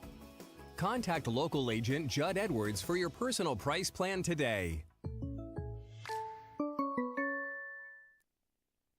Hope you're enjoying some of the crazy things that you possibly see with our Red Thread Stay Put preview box. We don't want you to miss any of the action, so we want you to see about and hear about our great sponsors, but we also want you to see what's going on behind the scenes here on Football Friday nights. Red Thread's powered by O-Brand. They've got great JSU apparel. You're going to the Southern Miss game up at Jacksonville tomorrow afternoon. Stop by Red Thread's on the square in Jacksonville. They also have local high school team apparel. And they basically got all they do are great muscle team shirts and our Anniston Orthopedic Scoreshers as well. Wrapping up with our last segment of high school football, Alabama after the game, it's time for our Judd Edwards State Farm Insurance Game of the Week. A dandy tonight in Class 4A Region 6. Let's take you out to Jordan Smith and Coach Michael Short at Watt Mosby Memorial Stadium at Anniston. Homecoming, Anniston and Hoax Bluff. It's time now for the Judd Edwards State Farm Insurance Agent Game of the Week right here on After the Game. And Coach, we had a fantastic game here at Lot Mosby Memorial Stadium where Hoax Bluff comes in and defeats Anniston on homecoming. And it was a game where at halftime it was 14-0. Yeah, you know, Hoax Bluff did what Hoax Bluff does always. Their offensive line pretty much controlled the line of scrimmage and allowed them to be able to run the clock and be able to get down and score some touchdowns. And they pretty much controlled the game and kept it the way they wanted to the whole ball game. Yeah, one thing that was really impressive was Hoax Bluff's defense and how they were able to stop Anniston. Anniston has weapons on both sides of the ball, especially offensively, and defensively for Hoax Bluff, they come in and basically shut them out for the most part. Well, the main thing for Coach Rob and them defensively was they were going to give up some yards, and they knew that, but they were not going to give up chunk yards and give up long touchdown plays, and they was going to make them drive. And it's hard in high school to have a 15-play drive and not have some penalties, and that's what happened to Anniston tonight. A couple of timely penalties that hurt them, but Hoax Bluff just did what they do. Yeah, Bryce Whitaker, quarterback for Hoax Bluff, come in and had a fantastic game. Really did a really good job of running the offense and had a lot of great ball carriers behind him making this offense successful. Well, they had a great game plan. The quarterback made some plays with his feet. Didn't have to throw it a whole lot because they could control the line of scrimmage, and they controlled the game with their run game. Yeah, and with that, let's go ahead and jump to the highlights. Anniston and Hoax Bluff looking to remain undefeated in Class 4A Region 6 play. The Bulldogs also coming into tonight's game as the number 8 team in Class 4A.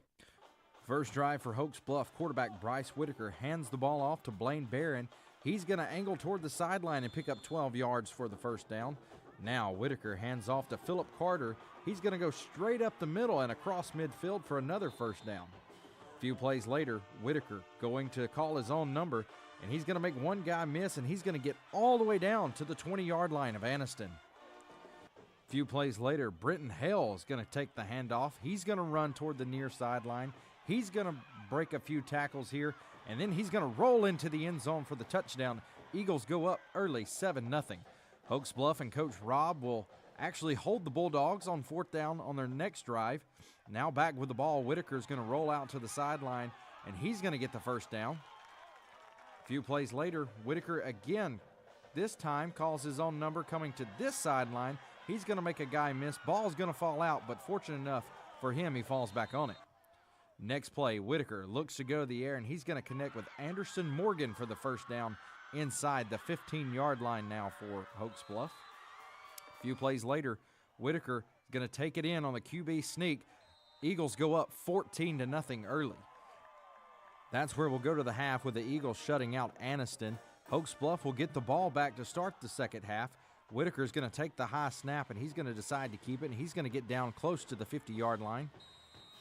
Next play, Hale's going to take it, the handoff this time, and he's going to take it more than 54 yards down the field for the touchdown. This time, Hoax Bluff is up 21-0. Coach Rico Jackson and his Anniston Bulldogs desperately looking for some answers here. Quarterback Damon Pope is going to dump it out here to number 18 for a big first down as he's going to make a few guys miss, run toward the sideline, and pick up a big gain for the Anniston Bulldogs. A few plays later, Pope is looking to go back to the air, and this time he's going to scramble around, and he's going to throw it deep. He's going to find number 22 inside the 5-yard line for Anniston. Anniston now threatening. Here, Pope is going to decide to roll out, and he's going to keep it himself. He's going to punch it into the end zone. Now that makes the score 21-6. Anniston would hold Hoax Bluff on their next drive. Now with the ball for the Bulldogs. Pope's going to hand off to Brock Grant. He's going to power his way up through the middle of the field for a big play. Now Pope is going to scramble, trying to make something happen. Thought about running. He's going to, at the last minute, dip it off into the end zone to Quintavious Cunningham. That makes the score 21-12. Coach Rob and his Eagles are back with the ball now. looking to make something happen. Whitaker hands the ball off to Hale, and he's going to take it more than 70 yards this time for the touchdown for the Eagles.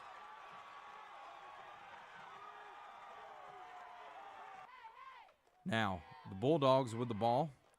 Pope going to drop back, and he's going to look to pass, and he does so, but he finds Blake Green of Hoax Bluff for the interception at the 28-yard line, and he's going to take it all the way back for the Eagles for the pick six. Hoax Bluff wins it 37-18. Now we're joined by Coach Rob, head coach of the Hoax Bluff Eagles, and some players. And Coach, just to start off, talk about the big win coming in at homecoming here at Anniston to defeat Anniston in a big region matchup. Well, it was. You know, we're 3-0, and they're 2-1, but we knew it was going to be a tough game. We talked about it. They're really physical, got good speed, well coached. But I give these just two of the many that played well tonight. Bryce Whitaker, quarterback. Anderson Morgan, safety, split in, does everything. I bet he had about 10 deflections tonight in the secondary. But we're pleased with the effort. You know, we made some mistakes second half, gave them a little momentum, but our guys kept hanging on and doing the right kind of things late. And finally, time ran out, thank goodness. Coach, from what I saw from watching the football game tonight, it was a typical Hoax Bluff football game. Defensively, you have to be proud tonight of your defense. Yeah, they got some yards, but you didn't give up those explosive play touchdowns, and that was, to me, that was one of the biggest things for the night. Well, that's why he's standing here, because they didn't get the big plays. And, you know, we bent a little bit the first half, but when they got inside the red zone, we did a really good job. Coach Sachs and staff did playing goal line defense. You know, when you're a throwing team, it gets down there, you know it squeezes down, and our guys did a good job there. And I also noticed tonight it was a great job of tackling, because they have a lot of great speed, and again, you did a great job of tackling, every one of you, and I felt like, again, tonight, you controlled the line of scrimmage on both sides for most of the night. Yes, especially on the offensive side. I'll give our offensive line. These two know it. Them five guys, I'm telling you now, they're hosses, and you throw Colton Shields in there and Brayton Howard are two tight ends, and we were able to run the ball, and that's what we're going to do. And then when we feel like it, Bryce made a couple of big passes. He caught a big in route to set up our second score. So, but yeah, you're right. Up front, it's where it gets started. I also noticed one more thing. We'll let y'all go and celebrate. Because you did an excellent job tonight, is when your quarterback can make plays with his feet. I know you're trying to throw it, but all of a sudden he gets out of there and make great plays with your feet tonight. Give us a little idea about what you think about your offensive line tonight. Man, you can't ask for much more. Like I said last week when I got interviewed after Edwall, man, when you got those holes to run through, we just do the rest. It really ain't impressive on us. We just run. I feel like, and also the offensive line, they had a great week of preparation, man. You could tell from Monday afternoon at practice, they were locked in. Never a doubt in our mind that we couldn't win this game, and that's what we did. Yeah, this sets up for a big region matchup, big region game with Cherokee County down the line here in a couple weeks. You know, defensively, guys played great. You know, what are you looking at from tonight as far as how does that help you going into the rest of the year? Well, I'll just say we talked about it all week. If we can make them snap it, if we don't give up chunk plays, then we're going to have a chance on defense. So I'm just glad we kept them from chunk plays. We made them snap it again, and that's why we won, because we tackled and made them have continuous long drives, and that's why we won. Yeah, the last thing, one last question. I come here tonight to watch your punter, Coach, and I still hadn't seen him. How long has it been since he punted? 3 games now, I think, but I should have punted, so don't get on me too hard, Coach. I know you was questioning, did I hit my head? I'm gonna blame it on Bryce so very. Coach, I think I think we got a bad spot though, Coach Short. I do. I think we did, but I should have punted there. I made a mistake. These guys made up for it. I appreciate that. Players make up for us, yes, don't sir, they? my dumb decision. Congratulations, Coach. Thank you, guys. Yeah. Thank you coming out. Yeah, absolutely. Big win here. Yes, you got something else you wanted to say? I was just going to say, you worry about Cherokee County. We worry about Glencoe next Yep. week. That's the rivalry game, and we're not taking them for granted, and you promise they're going to hear it. They already know it. We're taking them one at a time. Hopefully we got through with any major injuries tonight. I appreciate you guys, and tell John hello for me, okay? I will. Thank you, guys. Right, thank you. Big win for the Hoax Bluff Eagles tonight here at Anniston at Lot Mosby Memorial Stadium, 37-18. Well, let's head back to the studio now to our Judd Edwards State Farm Insurance Game of the Week at Watt Mosby Memorial Stadium in Anniston. Huge win by Hoax Bluff to remain undefeated, not only in 4A Region 6, but also overall as well, as they win the game over Anniston, spoiling the Bulldogs' homecoming tonight, 37-18.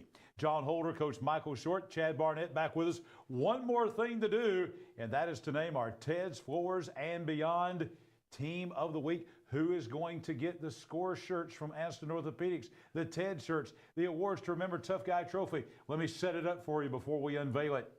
This team was ranked in the top 10, playing another top 10 ranked team, one of the biggest games in the state, on the road at a tough place to play. They were down 14-0. They were down 28-14. They scored with just seconds to go in the game and went for two and got it. Who are we talking about? The Oxford Yellow Jackets, 29-28 winners over the Mountain Brook Spartans tonight at Spartan Stadium in Mountain Brook. They are the TEDS Floors and Beyond Team of the Week. We got the trophies and the T-shirts headed to Oxford. Congratulations to Coach Sam Adams and the Yellow Jackets, our TEDS Floors and Beyond Team of the Week. For all of our tremendously hard-working after-the-game crew, Coach Michael Short, Chad Barnett, we'll see you back here next Friday night at 10 o'clock. Have a blessed weekend. After the Game is a production of Fairfax Garden Media.